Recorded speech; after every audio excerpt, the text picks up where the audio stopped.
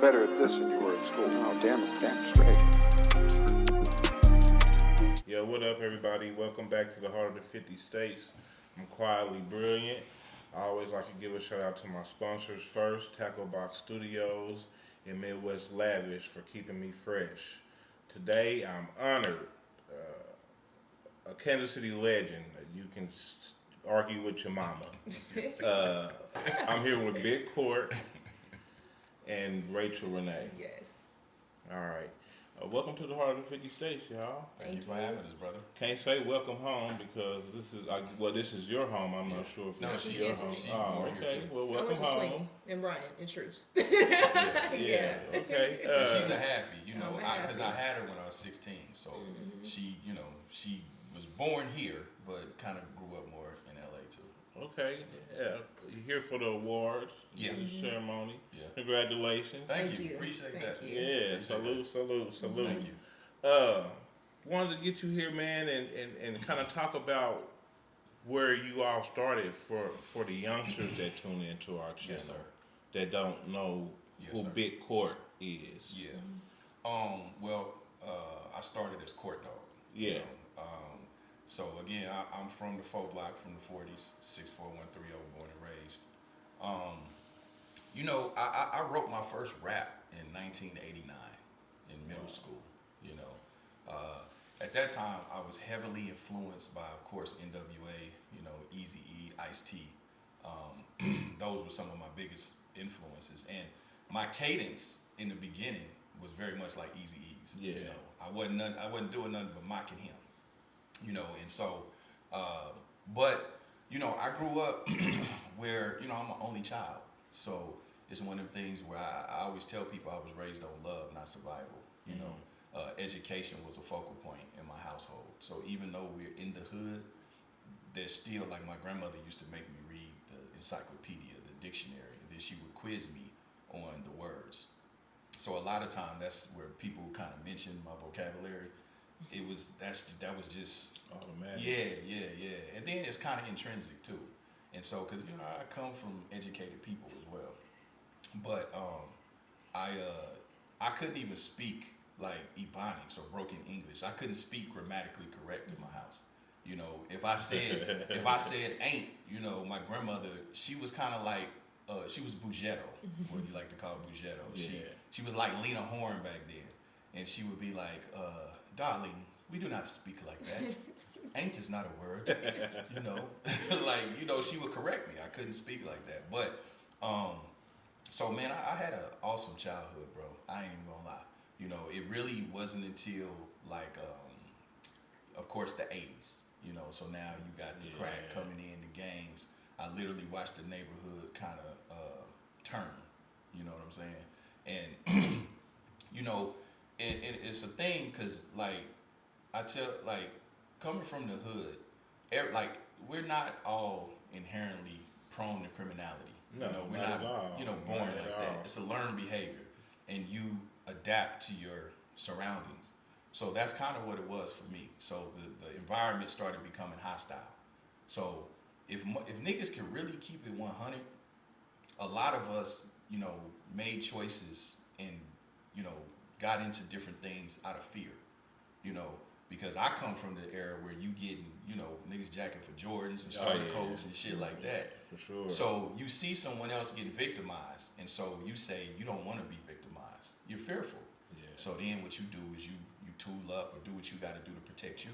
Put on that tough guy. And what happens is you knock somebody out, you bust on somebody, don't nothing happen, and then it starts getting good to you because you start seeing the adulation that you get from your peers, the respect that you get from your peers, and then you start to adopt the mentality.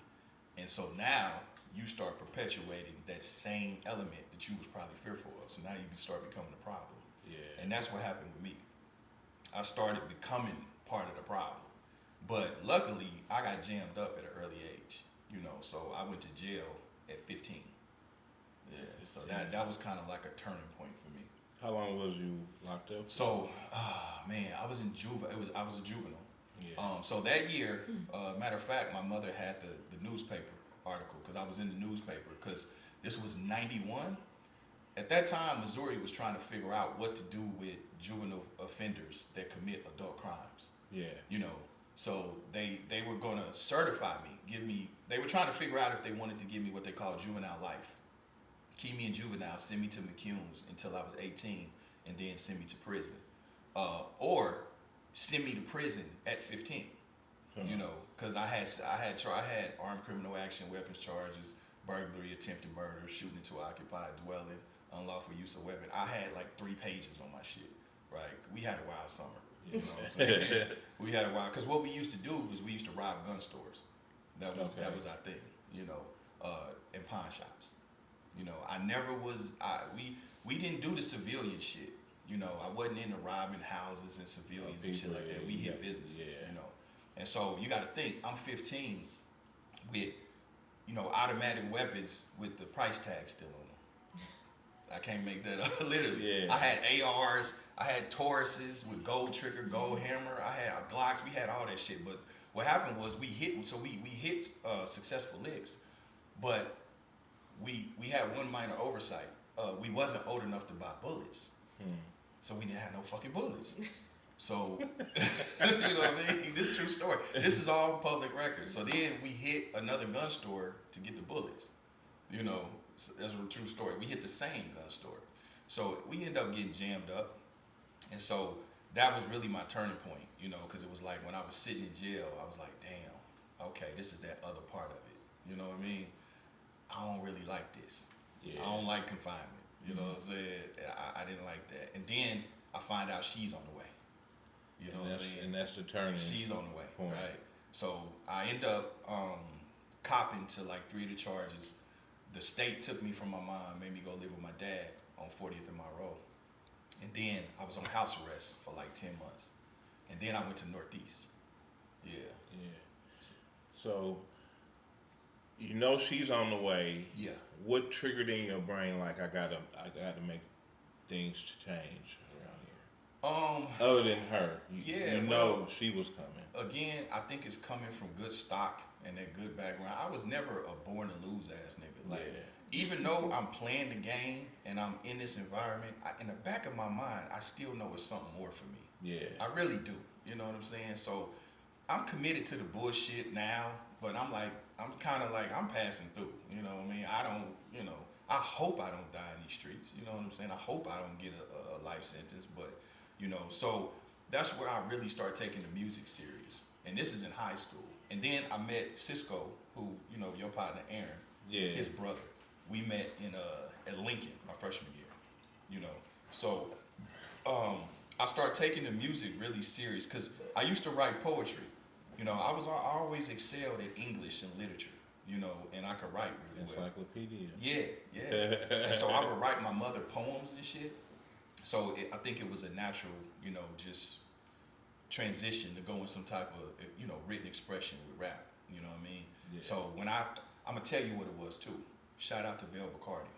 Shout out Vel. So me seeing Vel Bacardi on MTV is what made it real. Yeah. You know what I'm saying? And then seeing he is signed to Deaf America with Rick Rubin, that made it real for me. And that, because this nigga from up the street on 39th at Holy Temple. Mm-hmm. You know what I'm saying? And I'm like, damn, this nigga from KC, he on MTV. This shit could be real. It was him and Pure Dope. Yeah. You remember Pure Dope? No, I don't know Pure Dope. You a little younger? Yeah, I'm 44. Okay, all right. So Pure Dope, they had a tape out, and at that time, even though I'm from the folk block, I ran with Southside Posse. Okay. So at that time, more people knew about me with SSP than the folk block. You know, so it was Money G. Money G. He had a tape called PICO, Partners in a Criminal Organization, with him and Dang Nitty and Antar, which he was felony 6 at the time. These was the first motherfuckers banging on wax. This was before Bloods and Crips. You know what I'm saying? I'm talking about these niggas is calling niggas slobs, calling out niggas' names and everything. And I remember just being blown away by that. Like, wow. And then I'm with them. That's early, too. Yeah. I'm with them in the car on other shit. So I know the shit real. You know what I mean? So all of that together, it just really put a battery in my back. And then having her, like, man, I got to figure something out. You know what I'm saying? And that was my passion. Because, I mean, I played basketball. I was smart academically. I could have done anything, but that's why I think it's important to have mentors. Yeah, I feel like if I definitely. had someone that could have got me and made me understand what the possibilities could have been, if you do this, man, go, get your grades, do the summer camps, do this, do the right thing, and stick with your passion Yeah, because you for have sure. potential. I kind of didn't have that, so I was kind of left to my own devices, So Yeah. Now, when you decided to do music, mhm. did you only go for No Limit at first, or was you sending it to different labels? No limit wasn't even on my radar. It wasn't. I didn't even know who Master P was. So when you first started sending out your music, who was you sending it to? Um, Ruthless Records. Ruthless Records. Yeah, I was trying to do it easy. I told you that was who I was a big Easy E fan, and all the majors. I was Yeah. sending it to MCA at the time, or Arista, Jive. All the big companies back then, and I would get them back in the mail with a stamp on them that said we don't accept unsolicited material. Hmm. I didn't know what that meant. I didn't, I'm 17. I don't have that verbiage or knowledge. We had no industry in Kansas City. Yeah. And You still don't. to contextualize Yeah. the time for the people watching, this is before social media. This is Yeah. before, like, we didn't have industry. We didn't have the information. We didn't have anyone to teach us about demos, teach us about press kits or lawyers or how to get in that. So a lot of it was just me just trying and thinking outside the box. So when I would get the tapes back from them saying that they not fucking with it, I was like, well, maybe I should try something smaller. You know what I mean? And I didn't even know the term independent. I didn't even know that. But to me, Priority, Intermittent Records at that time, Rap A Lot, they Yeah. just seemed more attainable, And so at Dang Nitty, you know Dang? Yeah, no day. So Dang Nitty rapped with us for a spell with CCG. Mm-hmm. Everybody used to say, "Oh, he sound like Master P." I didn't know who P was. I was like, "Who is Master P, nigga?" And I was like, they keep saying you sound like Master P. Who was that? And so I heard Ghetto's trying to kill me, and I was like, "Nigga, you do sound like Master P." You know what I mean? And so it wasn't until I heard 99 Ways to Die that I became a Master P fan. Okay. And then, like I used to always do, I buy CDs, look on the back, nigga, you got a record company, oh, there's the address, there's the number, oh, nigga, I'm hitting you. Anybody that had an album out was big to me at that time, Yeah. So I sent about 10 tapes to No Limit, but P had a voicemail. That was the difference with him. And so I filled that bitch up every day so nobody else could leave messages. So I'm like, nigga, you gotta hear my shit. That's a grind. Boy. Yeah, and I did this for months. And at some point, shit, he got the tape and he called me.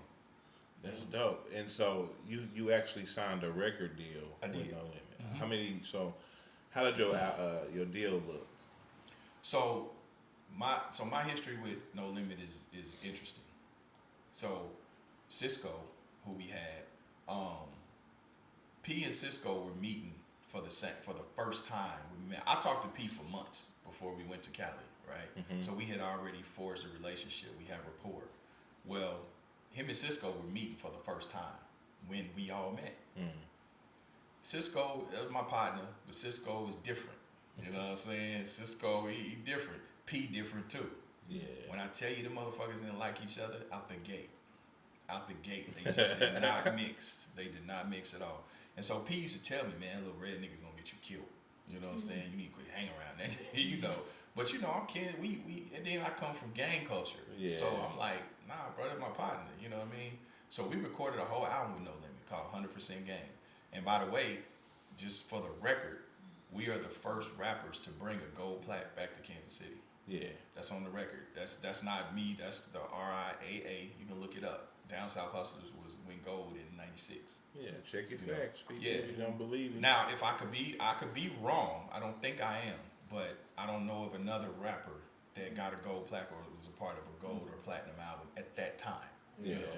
So if you look on the inside of Down South Hustlers, you see our album cover. Yeah. Called 100% Game.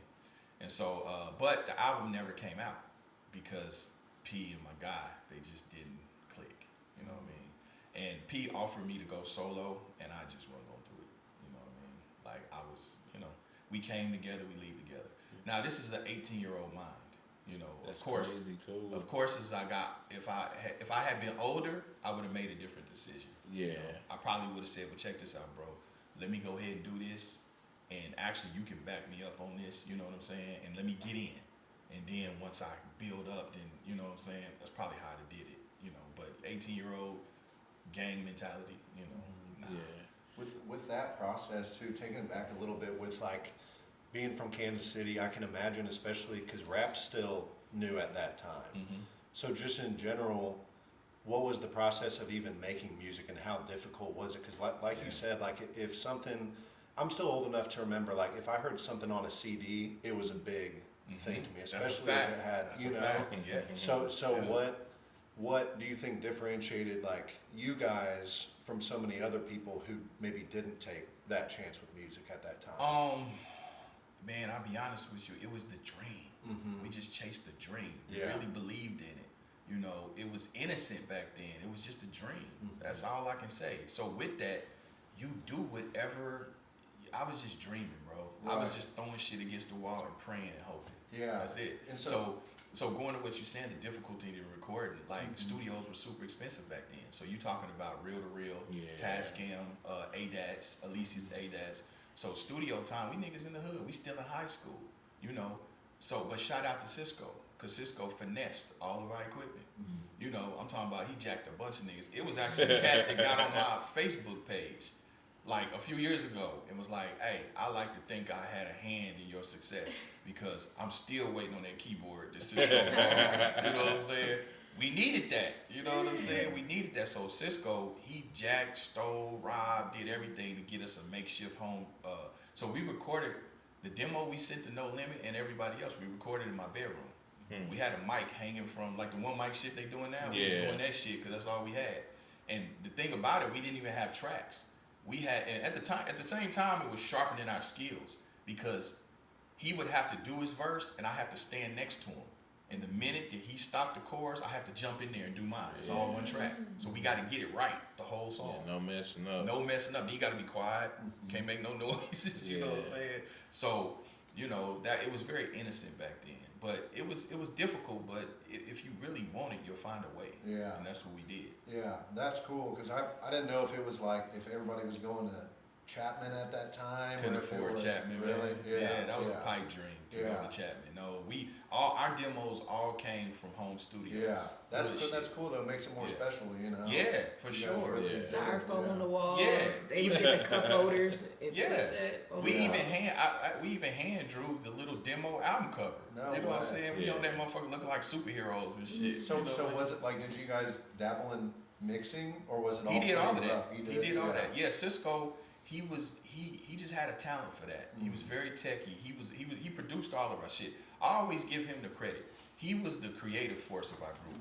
I was the mouthpiece. I Gotcha. was the business. I was the one that said, because how it would work, he would do the beats, he would write the rap, do the chorus. All I have to do is fill in my verse. So he'd already come like, this is what it is. It's the chorus. I write my verse, do it. And then he like, okay, nigga, go out in the world and get us something. Yeah, That's what it was. that's Yeah. cool. So after your record deal was over with No Limit, how did you move on to like doing business? What else did you do with No Limit is what I'm asking. Besides At that time, nothing. So it was maybe years later. Yeah, you got when I moved back to LA. okay. Yeah, when I moved back to LA, that's when we picked up again, and then that's when I became an executive. At the time, it was New No Limit, then it went to Gutter Music, then it went to No Limit Forever. And Okay. then at that point, I was done with music. I'm an executive at that point. Dope. Is that like when you would have met Dave Weiner? Because he essentially signed Yes. No Limit, right? Yeah. So I met Dave in like '99, Gotcha. 2000. And that was a major deal because whole labels weren't really getting signed at the time. Yeah. Wasn't that was like a groundbreaking scenario? No.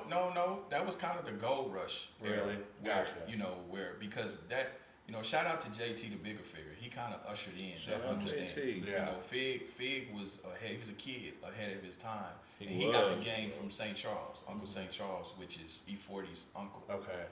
And so they came in with that independent game, and how we got it in Kansas City, if we just gonna be factual, Rich, he connected with Fig Yeah. back then, and then brought that understanding back here. So that's what we did. So when we came back, you know, at this time I'm hustling and trying to do my thing, and then I put out the independent album. So I financed the albums at that point. Gotcha. Yeah. Interesting. And that kind of explains too, we always talk about, we're curious about how it's random that the Bay has such influence in places like Kansas City, Yeah. Akron, Ohio, Yes. Denver, whatever, and it's like, where did that come from? So it must just be. I can tell you where it came from. It's a couple of things. It really started in the street. You know. Yeah. You know, Oakland was a big pimp hole city, as Kansas City is and was. You know. And then started with the dope shit. You know, really the weed, pills. You know, started in the streets. So that's kind of where the bridge, you know, of communication started. Gotcha. And then with the music, it was Fig. Yeah. And I don't know, we gravitated toward the sound. But it's Rich that really kind of built that bridge, because he went out Yeah, there and he was represented like, hey, this is what we're about. Right. And then he came back with it. And with Rich is where you would get Messy and a lot of these Bay Area cats coming back, tapping in with Rich. Yeah, they've all worked with him. Yeah. Burner, everybody. Yeah. you know, So Rich, to his credit, he solidified that musical connection with the Bay, and I was there for it, because, you know, like I tell people all the time, I'm older. I think people forget how old I am. You know what I mean? So Rich was, you know, in tech. Those are my contemporaries. Those are my peers. Yeah. You know, so I was there for it. Yeah. Yeah. That's and fascinating. and this is why sometimes, and not to just go there, but like even with Buddy, this is why I be trying to correct him, because just, you know, respectfully, like you know, if you're not there, you don't know. Yeah. You know, it's just, and the analogy I always use is like, you know, I can remember being a kid hearing about our street stars, you know, hearing about Ron and Ted and these different guys, Richard Dunn and all of them. I'm like 11 or 12, but I'm too young to move in the circle of knowing what they're doing. I hear about them, but I don't know. Yeah. So when I jump off the porch in the streets in the 90s, them niggas already 10 years into a big sentence. You know what I mean? So I don't have the authority or the information to speak on what they were doing in '88. Yeah. I was 11. I wasn't there. I'm not qualified. You know what I'm saying? You just hear stuff. Yeah. Podcasting. What made you get off into that lane? Well, during COVID. No. So let me take that back. So let me give y'all the story since we're here. I give it to you. So my podcasting journey, I like to say, started in 1994. And the reason I say that, so here my senior year, I'm barely about to graduate, because I went to jail, had most of the year, my 10th grade year. I've been skipping with her mama, you know what I'm saying? All that fucking, you know what I mean? So I just been fucking up, right? So my counselor calls me down that year, and she's like, look, Playboy, you supposed to have this many credits to be able to walk. Your ass got this many. So in order for you to do this, you're going to have a full schedule and do correspondence classes and go to fucking night school. Damn. Now, I knew I didn't want to hear my mama mouth, so I had to fucking walk. So I had to make it happen. Plus, my pride wouldn't let me not graduate high school. Like, what the fuck? You know what I'm saying? No judgment to those who haven't, but it's for myself. And so I'm in senior English, Mr. Connor, right? So I get up, I got on the standard Crip uniform, you know what I mean? I got a high top fade, I got, you know what I'm saying, my blue khakis, I got my Cortezes and shit, but I'm trying to graduate, you know what I mean? So I have to write a paper and get up and read the paper. So I get up and I read the motherfucker. I got, you know, I'm on my thug gangster shit. It's 94. And so I do it, and the teacher's like, Richardson, he's like, you speak very eloquently. You have a voice for public speaking. You should consider public speaking. Nigga, I felt embarrassed and disrespected. You know what I mean? I'm like, what? Like, nigga, I'm not smart like that. Nigga, I'm a gangster. What are you, like, you disrespect, you embarrassing me in front of my friends, you know? So I'm saying that to say, fast forward 20 plus years later, P has a show called Doing the Most that he did on Playboy Radio that we shot in Burbank. And so he tells me, hey, Court, just come through the show. I'm like, what we doing? He was like, nah, just come sit in. We're going to talk shit and have celebrities come through. So we did that for about 3 months. And Jay Tweezy, who was the No Limit program director, our radio guy, and it was a lady executive at Playboy Radio named Ty. Mm. They pulled me to the side and was like, hey, they was like, you kind of good at this. They was like, would you want to do your own radio show at Dash Radio? I was like, I guess. You know what I'm saying? So this was like 2017. So they take me over to Dash in Hollywood, and I have my own radio show. At that time, Snoop had a show over there, Crazy Bone had a show over there, and Damon Dash.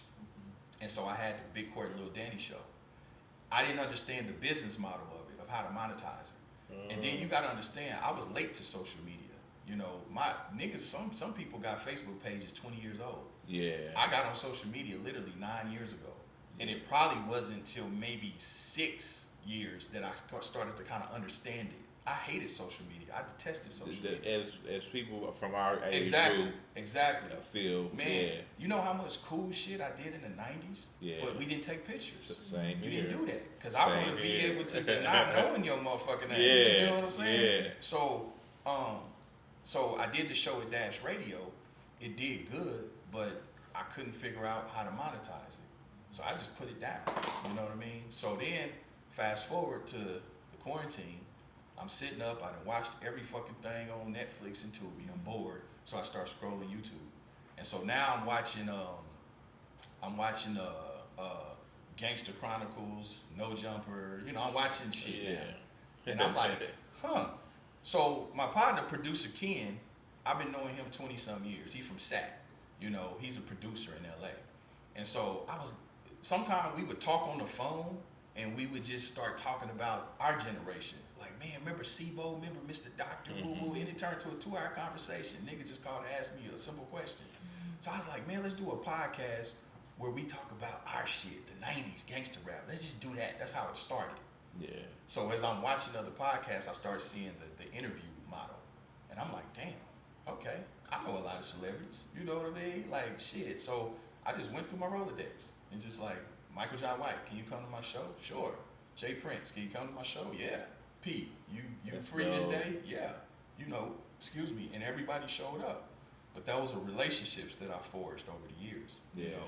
And so that's what came to be Holdin Court. And shout out to producer Ken, because he owns a big soundstage in Burbank, and that's where we started shooting on.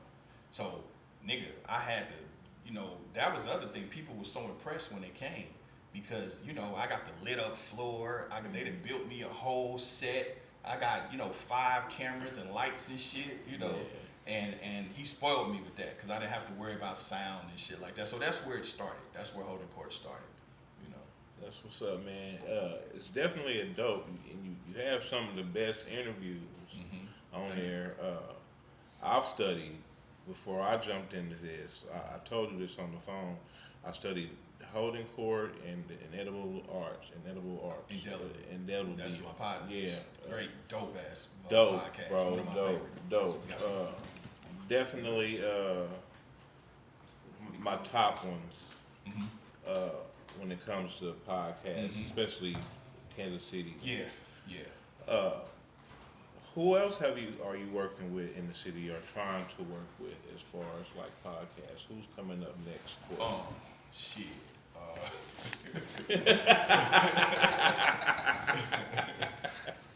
Man, I've done more podcasts than anybody in this city, bro. I've worked with everybody. Yeah. It's not I can't think of a podcast that I haven't done, to be honest with you. At this point, it would probably just be E16. Shout out to Fast. Like, it would probably just be him. Yeah, I work with everybody, bro. And I'm going to tell you why. Because learning this media space, like, I know where I'm going. I know my trajectory. You know what I'm saying? I know the social currency that I have now, and I know the things that I have coming down. Quit shaking like you agree with what I'm saying. I do. So I do. all right, so what I look at it as is because learning social media, how it works, like I try to teach too, because people ask me.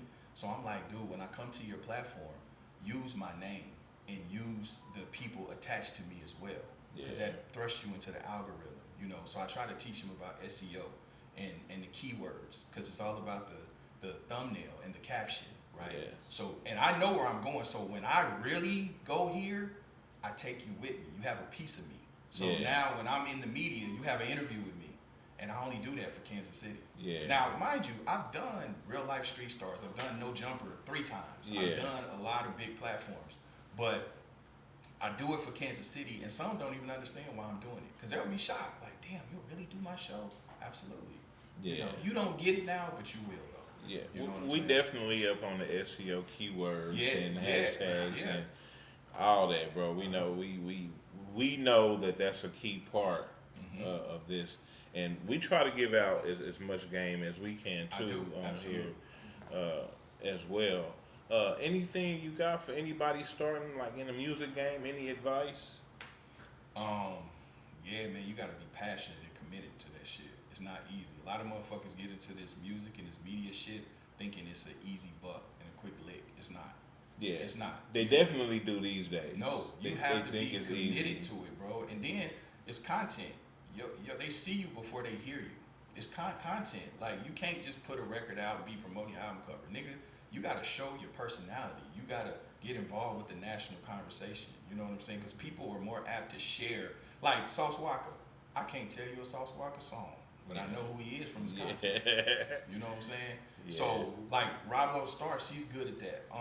And then I say leaning towards your strengths of that, because a lot of niggas, they don't know what that content looks like. But I'm like, are you funny? Well, nigga, record yourself and just say some shit. You see Plies and Bootsy, you see how they're able to stay relevant and protect their price points because of social media. It's just their personalities. Yeah. Neither one of them, and no shade to them, I love them both. They haven't had hit records in many years. You know what I'm saying? But they still relevant because of their personalities. Some niggas got lifestyles. Some niggas is on the run and got cases.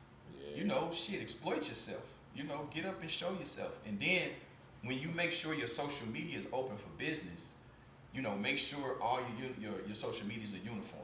Make sure you have the right content. It's high quality. So then when people share your shit and then they come back and it's like having a store. You know what I mean? It's like you out there campaigning like, hey, come into my store. Then when they come on your page, you open for business. They can see, oh shit, he got a single. Let me check him out. Oh shit, his video dope. Oh, this nigga crazy. Look at this shit he be doing. And you bring him into your world, your ecosystem. Yeah. You know, so you got to be committed, and the content is important, super important. Yeah. That's where I think some Kansas City people fall off. They don't understand the importance of social media. Yeah, they don't. They don't. Yeah. They don't. That's the driving force. Question that I actually have, we're talking about just creating that platform and everything. I know when I got to see you a few weeks ago on the What They Want podcast, you talked about the OG TV network that you've got Yes. with Ice-T. Uh-huh. Is with having that, is that something you thought about opening up to local brands here in KC and Absolutely. outside to Absolutely. give them a bigger platform? Everything I do with Kansas City in mind. But because, and he can attest to this, because he told me to my face, because I think so big, there's going to be different steps I have to take. Yeah. So, for instance, like I tried my best, and I'm still trying, but just I had to pivot. I was trying to bring a TV show here, right? Because like The Wire, you know, I didn't give a fuck about Baltimore until I seen The Wire. You know, I knew nothing about their culture, but that opened my eyes up to it. You know what I'm saying? So now I almost got it greenlit. But see, the difference is in order for me to really bring something back and do it correct, you're talking about $750 to $1 million an episode to be able to compete with Power. Power is $1.2 million, $1.5 million an episode to get that production quality, to get to, you know, the premium streaming apps, right? Mm-hmm. So, what was I saying? The Wire. Oh, The Wire. So now when you talk about, you know, doing something big like that and putting people from Kansas City not only in front of the camera but in back of the camera as well, right? That takes money. So I got a network. Shout out to All Black, because that's where my movie A Little Piece of Heaven, they debuted it there. So I had the relationship. Actually, the president of All Black, Brett Dismute, he actually been on my podcast. So they was this close to greenlighting us for $750,000 an episode. So you trying to convince a network to greenlight, you know, almost $5 million for your vision. And we were going to shoot it here also because of the tax incentives, the tax breaks, you know, on film. But they chose to go with another show because it was cheaper to make. So you see, my efforts are there in mind of Kansas City, but in order to really create something and change, I have to kind of move in a different space. So now you go to the network, the OG network. So I partnered up with Ice-T on that, right? So, Shout out to Ice-T. yeah, shout out to Ice-T, which was like, I've been an Ice-T fan my whole life. And Yeah, the other that's what I'm part of this is the reason why I'm able to do a lot of these things is relationships. This is what I be trying to teach this one here. The importance of relationships. That's how a lot of this shit gets done. You know what I mean? That's actually how this started. The first people we were interviewing was the people that came to the studio. Exactly. Those relationships. Exactly. Exactly. And they was, the young hot dudes in the city, and that's what got us rolling. No, that's a fact. So with ICE, us partnering up, like we on paper business partners for the OG network, which is basically just a streaming channel. So it's like Tubi. So when I seen what they did with Tubi, they basically did content gentrification. They basically used the lower budget, cheap movie shit to build up the database, and then they sold it off. And then they moved the goalpost. Now, niggas can't really get their shit on Tubi like they used to. You know what I'm saying? Now they getting too good for you. So with that, any good business is identifying a problem and solving it, right? So it's like, okay, I see a lot of displaced producers and independent, people making content. So ICE, let's leverage your celebrity and your social, currency along with mine in the media space. Let's create a platform where we can be home to these people. And then also now we own our infrastructure. We own the data. We own everything. Now I don't have to go to a network and beg for them for some money to do. Now we have our own shit. We can do it because now we have shareholders. We have all of this to where now we have a pool of money. So I do everything with KC in mind. You know? But it may take me longer because I'm trying to create something a little different and bigger. You know what I'm saying? And then it's not lost on me that I've been exposed to the game. I've been exposed to the inside of these buildings and these higher ups and this business that's on a different level. Not saying that I can always play on that level, but I aspire to. You know what I mean? Absolutely. Yeah. Do you feel the change in Kansas City? I do. I absolutely do. Musically, man, that man Phantom Pesos, We finally caught your beat. man, that nigga special. He got the what did you used to say, the decimal What? count, The or who? the decimal count, or whatever you would say. What's on? For the music, the beat, you would be like the type. In the pocket. You know what I mean? Yeah. No, he dope. He I seen him dope. perform, yesterday at the award show. But it's not only that; it's his spirit, it's his attitude. Yeah. That's what's important. Yeah. You know what I'm He's saying? a star. Yeah. Yeah. And he's humble. He's humble. And He's humble. He's Very got humble. that it factor. And the thing I like about him is like he saw I was in town. Funny story, he's attached to it. Crazy. So he was like, man, OG, I just want to meet you and holler at you. I was at Niecy's. I said, well, I didn't know him. I said, well, shit, I'm at Niecy's eating. If you can make it up here, you can come. He pulled up to me. So he was telling me about some situations that he had brewing. He said, yeah, man, I heard nothing but good things about you. I said, really? And he was like, yeah. And so I said, Off camera. we talk good about you off camera. Yeah, you know what I'm saying? I said, really? And so he said, yeah. I said, okay. And he said, yeah, I hollered at a couple people and they told me I should holler at you. My name is what it is, this nigga said. I said, who? He said, he kind of smirked. He said, Will told me I should holler at you. I said, Will who? He started laughing. And like I said, I can see it. He said, Come on, Wil man. Slap. I said, he told you. He said, yeah. He said, I need to get with you. I said, oh, okay. All right. You know what I mean? But his humble spirit and his willingness to learn, he's not entitled. He likes to work. He has all the qualities on top of the talent. And I see that when I see what Roblo Star, Miss And the Kush. look. Yeah, you say what? And the look. And the look. Yeah. And the look. And it's so funny. I ain't gonna lie. See, in LA, I've been in LA 23 years, so they like to tend to give niggas they name. And I told him, I said, nigga, you gonna be the little court dog. You got that energy and that vibe I had in the 90s. Yeah. Because he's an outlier. Yeah. He not getting mixed up in this local bubble shit. Nah. That nigga like, nigga, I'm gonna do Afro beats, nigga, I'm making big records. Yeah. Fuck all 35. this. He's Nigeria. himself. He's Yeah. himself, bro. He's himself, and I love that. And that's how I was. I was an outlier because, you know, like people, even this one, you know, let me quit saying that. Even Will, you know what I'm saying? You know, I like during my tenure in the '90s, I acknowledged I didn't have the impact that some people had. I didn't have the impact of Tone or Rich, but that's because my efforts weren't here. Yeah. I never strive for that. Yeah. Because to me, all these people are my peers. Like, I see y'all every day. So I don't give a fuck about that. I'm vicariously looking through the magazine like I'm trying to get there. I'm trying to get here. How do I get here? So that's why I always had distribution. So it's like a shotgun, right? It's like a sawed-off. You know, so basically I had a little sawed-off to where as soon as I shoot it, it's spreading like that. It wasn't concentrated like how their efforts were.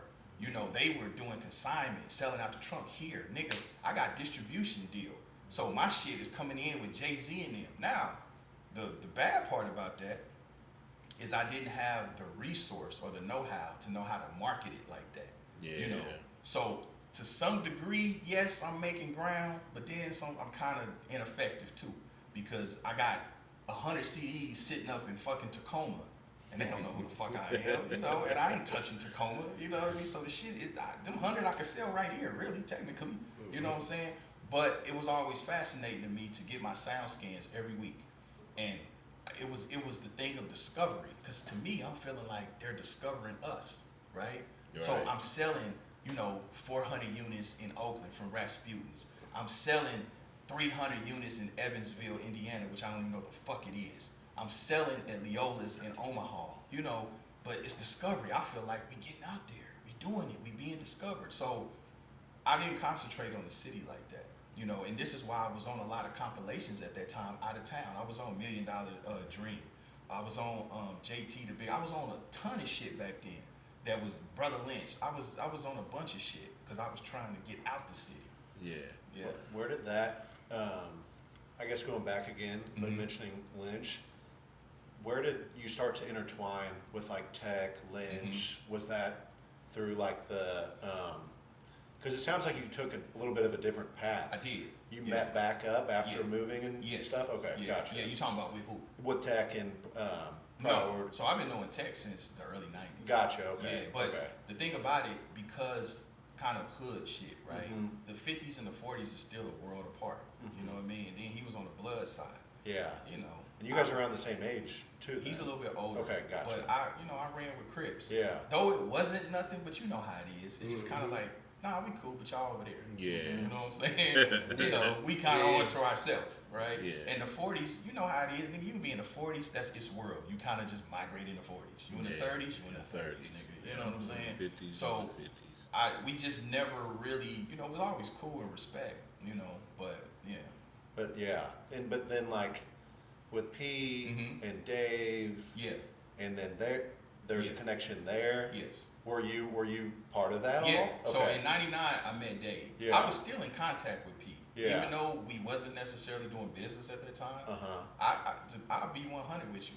The reason I made so much money in music during that time was because, so I was going through Southwest Wholesale, Gonzalez, Selecto Hits, City Hall, and Ground Level, which was in LA. So these were one-stops and distributors at that time.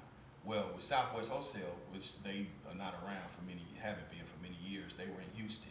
They distributed a lot of Cash Money and all of that before they did their deal. Yeah. Well, P, because I was still cool with him, he made them pay me up front for whatever I shipped.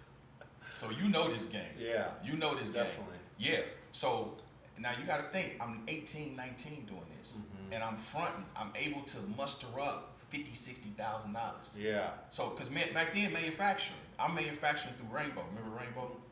I'm not familiar with So that. they used to do posters and CDs and shit. So if I'm manufacturing 30,000 units because I've gotten 30,000 pre-orders, then I have to roughly come up in front about $33,000 for manufacturing. So Interesting. now, P tells Southwest, y'all pay court up front. So if I send them 10,000 units and them the pre-orders they got, I'm getting 70 bands Yeah. off the rip like that. Beautiful. Yeah. Hell yeah. Yeah. So I'm 20, 21, 19. I'm getting $250,000 checks. Now this shit will come back and haunt me years later because nobody explained IRS. You know what I mean? Yeah. See, nobody teaches you that type of shit. So nigga, Yeah. I'm like, nigga, this all me. Nigga, this all me. Nigga, I'm cashing out. By 07, they came back like, nigga, so what was up with this? Where's ours for this? That's when I learned about the 1099. Like, oh damn, okay. But so that's that. So I still had the relationship with people. And then when I moved to LA, that's when we started rocking every day. But at that point, I was putting music down. Yeah. And I became an executive. I got you. Yeah. So the $1 million question is: you have the $1 million game, and why are we not millionaires in Kansas City? Okay. So I posed the question to you. So what is the expectation of me or anybody in my position? What is But the as expectation? I was just sitting here listening to you with your interview, you was talking about that distribution, how you just was able to send this and they had to get this money. That was many years ago. Now, I understand that. Yeah. But that distribution, I don't think we as a city niggas don't know what's going on, because when we say I ain't trying to sign, somebody told me one time that Rich got us fucked up to where we all go, we ain't trying to sign, we independent, you know what I'm saying? That's a fact. So what's on the other side? The other side of independence is getting Like deals. sign, you know what I'm saying? So like you're not signed, yeah. you got a distribution. What is At that this? time. And you can do that now. Well, anybody can have distribution now. That's easy. Distribution is not a problem. Anybody can have distribution now. The issue is breaking records and having the understanding the resource of how to break a record. So when people come to me, and I love this question because they'll say, well, listen, I feel like you or Tech or whoever could do more, right? Now, let me ask you, do you know what it takes to break an artist? Yes or no? What do you feel it takes to break an artist? In 2025, Yeah. the right moment. Okay. Aside from that, what does it take to break? That's an what I'm artist? saying. No, I'm saying a rollout, a plan, actually marketing strategy, breaking a record, creating an artist to make them successful. What does that take? A lot. At least a Define- $250,000. Start. That's a start. Yeah. Yeah. So now you're talking about a quarter now. When you talk about this, right? And you're a street guy. So when you talk about investing 250 on up, you're talking about really being committed to an artist. That means you gotta trust this artist. Man. They're not gonna go to jail. They're not on drugs. They ain't got bitch problems. They're gonna do the work. And it's not a short-term thing. You gotta be joined at this shit. Yeah. You know what I'm saying? Yeah. So when people say that, you got to understand what you're asking of a person. It's a lot to get in bed. You have to commit completely to that situation. It's not something you can just be fair weather with. It's not something you can just every now and again hear. So Here's a now I couple ain't gonna thousand. lie, like Mhm. you, Rich, and Tech all have asked me the same thing. Who? What do you want me to fucking do? You know what I mean? Yeah. Nah, for real. Yeah. And Rich was like, shit, who can come under my tag? And I was like, That's how the world sees it. You know what Yeah. I'm saying? Yeah. Not just Kansas City, not the way we just think, y'all. Just, you know what I'm saying? As Yeah. the world see it. Then when I just talked to Tech and he said that shit, he was like, look at come strange. And I was like, That's a fact. But one thing I've heard you say, and I've heard other people say, and again, I don't know if you were trolling or not. You know, when people, I think it's unfair when people say that Tech hasn't done anything for Kansas City, or he hasn't signed it, or helped any Kansas City. okay, so let's get to that, because you got you and him are in the same boat on that. Mm-hmm. You know what I mean? And y'all both reached out to quite a few Kansas City artists. Even when I was talking to Tech, he even started saying names that I couldn't even remember. He was like, yeah, I don't even know what happened to that world. And I was like, oh, fuck. I just I'm like, asked I you about a forgot rapper. you know what I'm saying? I just asked you about Yeah. somebody. You know what I'm and saying? was I was I don't like, know what shit, happened you to know, him. y'all. Yeah, free out of the world, man. Why do y'all feel y'all haven't, you, Tech, Rich, haven't had a success on somebody coming up out this motherfucker? That's a good question. So in reality, let me speak for myself. I haven't done well. I flirted with music. I'm gonna be honest with you. the artists I was working with didn't have the work ethic. Let's just be on that. And they great artists. I'm not throwing them under the bus, but they didn't have the work ethic. With tech, they tried it. I think what happened is tech is such a big brand and strange. The audience is different. Yeah. You know what I'm saying? Definitely. Yeah. And so I think Yeah. it just didn't translate with they street artists. I You know think- what I'm saying? And I think that's because they never, you know, they never came to us. You know, this Kansas City, we are Kansas City. The inner city is Kansas City, not Lee Summit, Blue Springs, and all that other shit. We are the heart of the motherfucker. You know what I mean? So it was like y'all missed the heart, but y'all come from the heart. Okay. You know what I mean? To how other people were gonna see it. Yeah, but you know, Scat and Snug, they from the heart. You know what I'm saying? No, you feel we me? said change. Yeah. Strange gave Yeah. it You is see a what I'm shot, saying? bro. But what they it is was trying to get DV. You know Yeah, what I'm saying? but Like, what it is now you're bringing the heart into this ecosystem that's outside of the heart.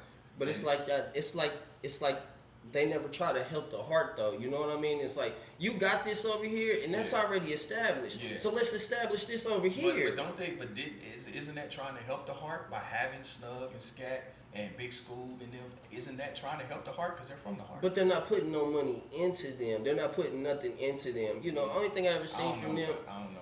That's what I'm saying. Like, as just history being out, I don't. You only seen like a fucking flyer or a poster of them niggas I type don't shit. know. You know what I'm I saying? can't speak to that. I don't So, know. I feel.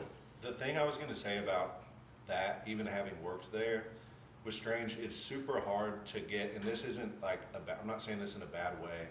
It's hard to get. They have a rabid cult following, and it's hard to recreate that same spark that tech gives the fans. Yeah. That's a fact. So Yeah. they're super like calculated in who they even deal with in terms And of that's like, why you it's think like, he's gonna go well. if y'all gonna do that, y'all don't count on strange music and fans to make that artist. There's a whole nother market. Blueface fucking did it, so Right. anybody can be done. Dog. Yeah. I mean, I mean, I hear you. I hear you on that, and it's. I think it's a couple things too. I think Kansas City is just now catching up, you know, with Definitely. how to do things. You know what I mean? I don't know, bro. I think the sound is just now getting right. To be honest with you, for a long time, sonically, I think we were stuck in a rut of an antiquated sound that just didn't translate to the masses. This you know is what I mean? where we differ. Hey, so why ain't they happy? Listen, check this out. Hold on. Baton Rouge is half the size of this city, right? Baton Rouge is basically fucking Joplin. You know what I'm saying? Why do you think they've had a fucking movement and they got so many superstars out of there to sign to different record companies? So it's not like there's a Cash Money or some entity that's scooping up everybody and putting Baton Rouge on. They all, so TC, he was with us. Him and Main Music was at No Limit. Shit, I don't mean to tell his business, but it's old. That nigga was on social media, him and Main. Ghazi would give him $750,000 for a mixtape. But he created that buzz. But the sound was different. Yeah. So now when people try to hold my feet to the fire, I was vice president of No Limit Forever. So when people say, well, damn, why you ain't put nobody on in Kansas City? Well, for one, No Limit is a Southern branded hip hop label. You know what I mean? For two, he was like, West Coast shit don't sell. It doesn't sell. Because when you're in the record business, like P has a saying, he say, nigga, you are not in the music business unless you have a hit fucking record. You know what I mean?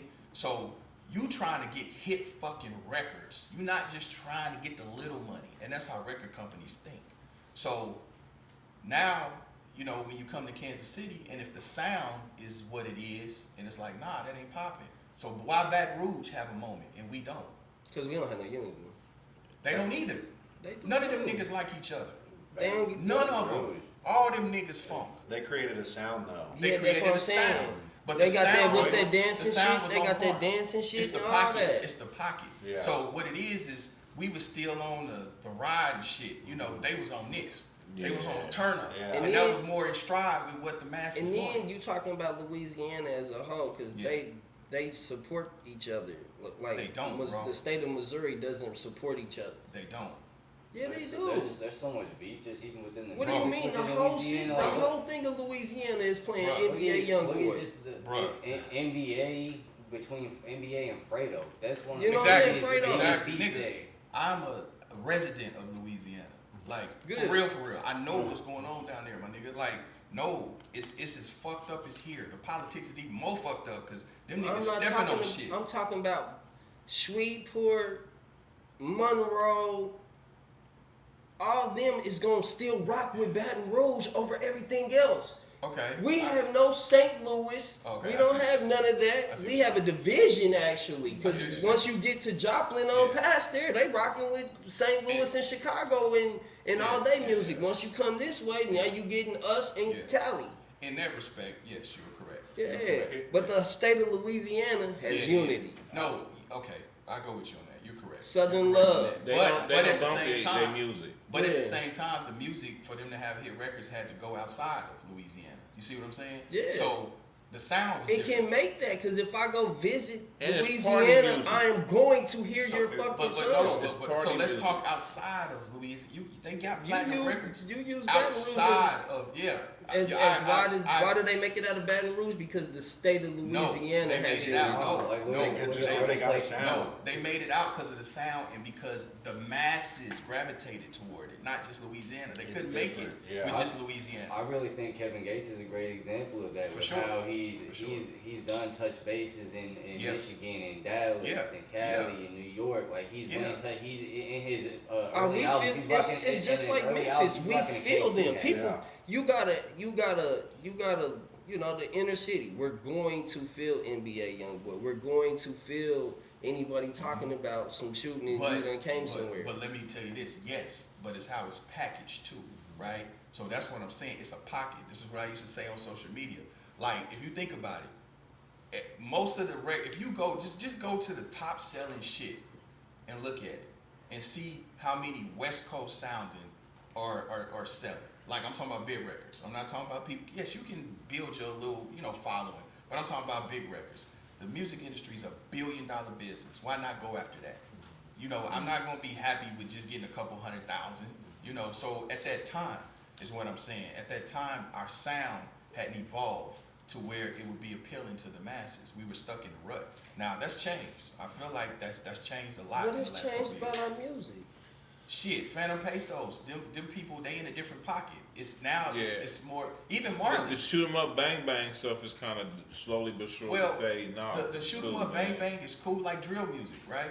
It's the same shit. It's just packaged different to where the masses like it. It's digestible. The West Coast shit, it's just it had its run. You know what I mean? And we were still stuck there. So I thought about you guys in this conversation actually when I was watching the interview. I watched Babyface Ray's recent interview on Kid L's podcast, and they brought up Eminem and Eminem bringing back the spotlight to the city and whatever. And Face was just like, we weren't really worried about that. He was like, by that point, M was so off of our radar, our songs wouldn't have even made any sense. And had we been waiting on him to put us on, that wait may have never ended. That's a fact. But Yeah, Detroit, it's like tech. Detroit has, and I look at Detroit a lot because our sounds are similar. When I run the studio and people look up beats, they aren't looking up Kansas City type beats. We're looking up Detroit. We're looking up Louisiana, Exactly. Dallas, whatever. That's what the masses want. And it's like, honestly, I really think That's just that like what we're missing is, even if it was, we just go back to a rich type sound. If it's a sound, listen. it's the same way people come here for barbecue. They come here to Nah, Kansas City. I for the disagree. sound. Y'all I are disagree. really stuck on this sound, and we have our own sound that we've been having No, for bro, years. we gotta have accountability. I'm sorry, but I cut you off. No, Go you, ahead. I Go feel ahead, you. go ahead. But Young Cat came with the sound. You know what I'm saying? Like, we already had a sound, and like the East Side rappers, we was already doing that. Like, everybody, we were the tough ones talking about switches and all that shit. Like, everything that these people are saying, the only reason we don't make it is because we have no unity. Our state has Yeah. no unity. Yeah. I mean, I can I see agree The what with whole you're saying with state that. has I no agree with you on damn that. unity. I can see what you're saying with that. Maybe that's what I mean too, but just Detroit is a movement. Yeah. You see Yeah, all of them they making all music fit- together. You see You know? Yeah, Rio showed them the way. He said, look, nigga, we can buy views, Right. we can do this, we can do Right. that, we can all get to the money. Yeah. Like how he said, all you got to do is say you coming out with something, send it to them, and they going to send us the money back. Yeah. That's what they doing now in 2025. You was But- 4,000 for 8,000. You give them 4,000, they give you 1 million views. You get 8,000 back. Yeah. I mean, I don't know about that. That's how it go. That's 2025. That's how Okay. people were rocking. That's why every rapper was like, you getting fake views, you getting fake talking about views. views That's why. where? You know, shit, from these companies No, that I'm saying NBA views on Young Boy which is platform? with. Like a Which distro, platform? probably just as a Anything. whole. Oh, okay. Anything, Yeah. wherever you want to send it to. Like, Okay. like shit, you tell us where you want your million. I do know it'd be You a wanna lot of subscribe. cap in the rollouts until it catches on. I do know Yeah. that. But even still, bro. And Detroit was the ones that captured that. Let me tell you, we can't get away from accountability. You know what I'm saying? At the end of the day, my nigga, we can't sit around and wait and be looking for someone put us on. We have to make the necessary changes to do that. See, putting in the work is not just only doing the work, it's making the necessary changes. You know what I'm saying? So, you know, even an individual's dream, you're in charge of your fucking dream. It's yours. You know what I mean? You can't, now if you meet someone along the way that can contribute something, cool. But at the end of the day, it's your path. You have to figure out how to fucking do that. You know what I'm saying? So we have to get away from this thing of expectation that somebody or something. But the thing is, in 2025, if somebody like of stature can just put you there, like I've been talking to Tech, and I'm like, hey, bro, just imagine if you do slap it or trash it with me. It'd be the biggest thing in the world. You got your side of the music, I got this side of music. People would love to hear it because they know it's a millionaires and all kind of opportunities that's behind that type shit. You know what I mean? Potentially, but I'll push back on you, right? And the only reason I say that is because the thing about it with you, Will, is you know, you have to be committed to something, right? I'm talking about you, and you've been committed to Slap and Track. Cause you what, 10 years or some shit like that? Nah. Ever since you've been on social media. Nah, but this the thing, bro. At some point, you have to be willing to step outside your comfort zone and scale. You know what I'm saying? You have to scale it. So I hear what you're saying, and you could have done it yourself. But it's going to take you, you know, like, okay, you on live.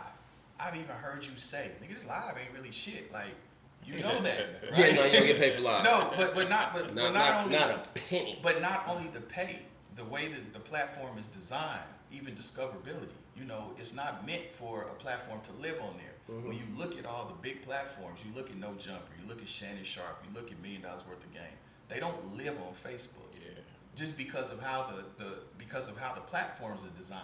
Yeah. You know what I'm saying? I actually came to Facebook last. Yeah, you use Yeah. Facebook to promote. Yeah, You know what I'm that's saying? it. It doesn't live there, Right, right? right. Because what happens is now your algorithm is just relegated to Kansas City. Yeah. Now, some of us that have 20, 30,000 followers, yeah, we kind of touch other places, but for the most part, the nucleus of that is going to be centralized in your home state. Yeah. Right. So there's minimum room for discovery.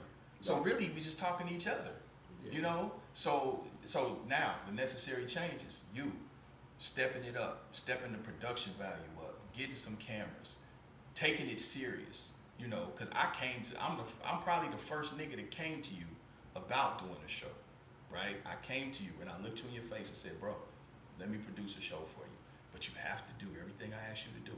You remember that conversation outside? This nigga looked me in the face. I know it's true because he's told me Yeah, this. yeah, he looked me in the face. He's told He me was this like, exact story. Cause you think too big. I just wanna. I'm like, yeah, bro. We have to bring value to it. You know what I'm saying? It's gonna take. You have to be committed to it. We got to do it. We can't compete with $1 million worth of game with these shows if you're not doing what they're doing.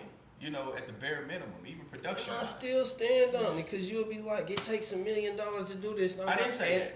I didn't say that. Ask me how much money I spent on advertising for Holdin Court. Nothing. I learned the algorithm. I learned that. This is before that. No, before what?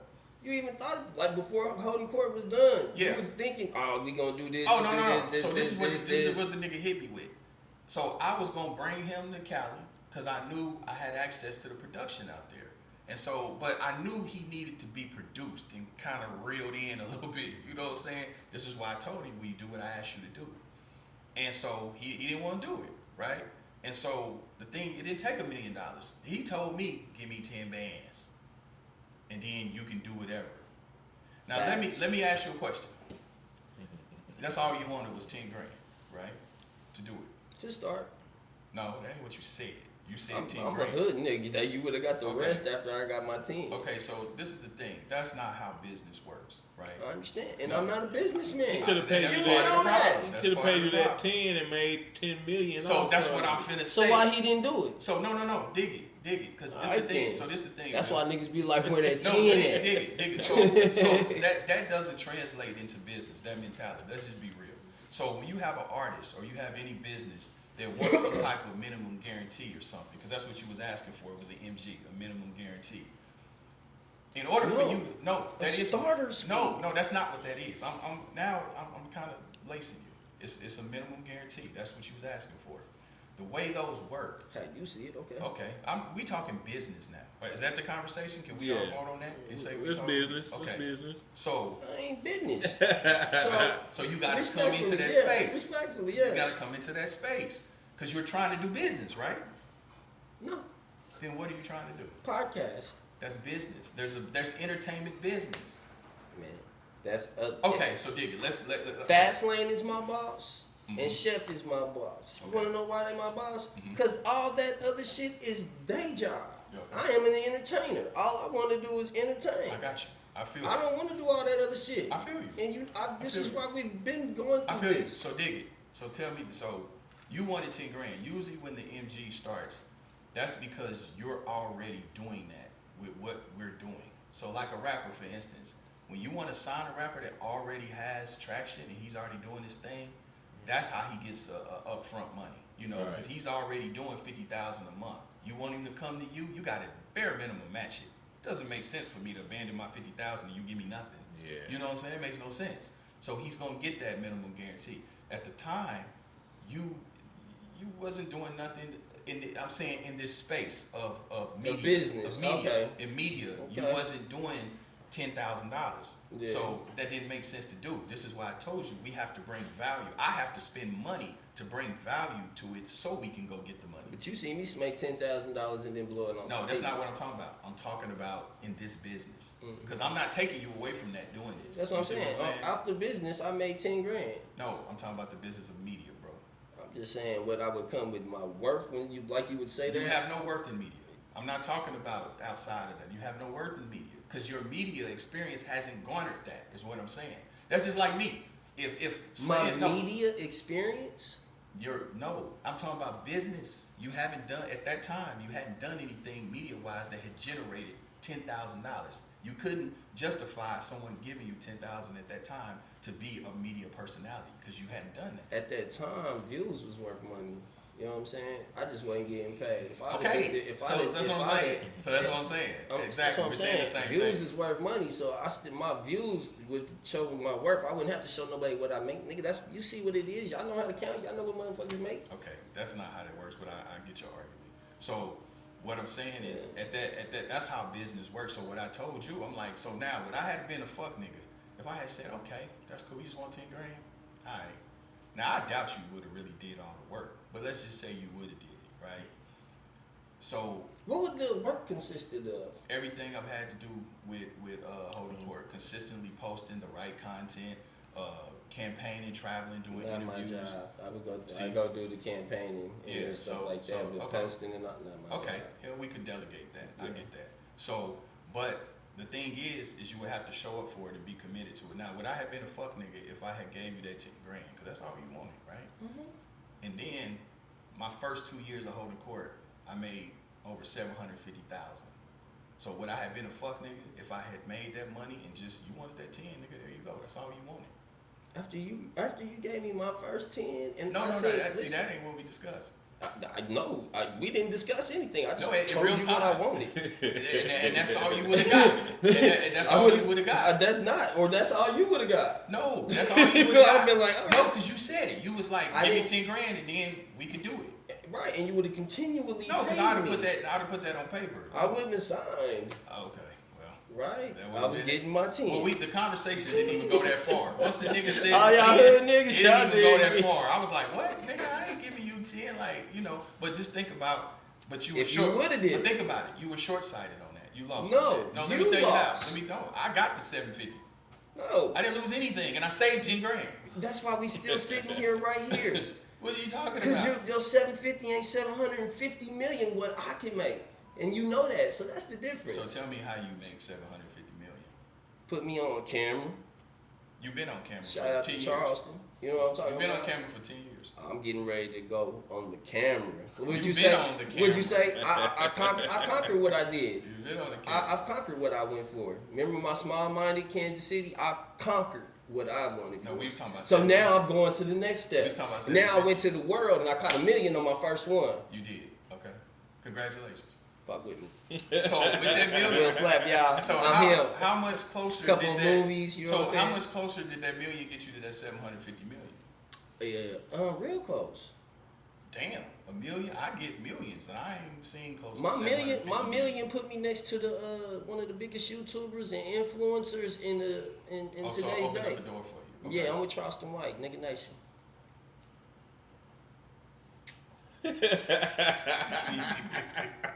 Okay, so all right, so I don't mean to take over the interview.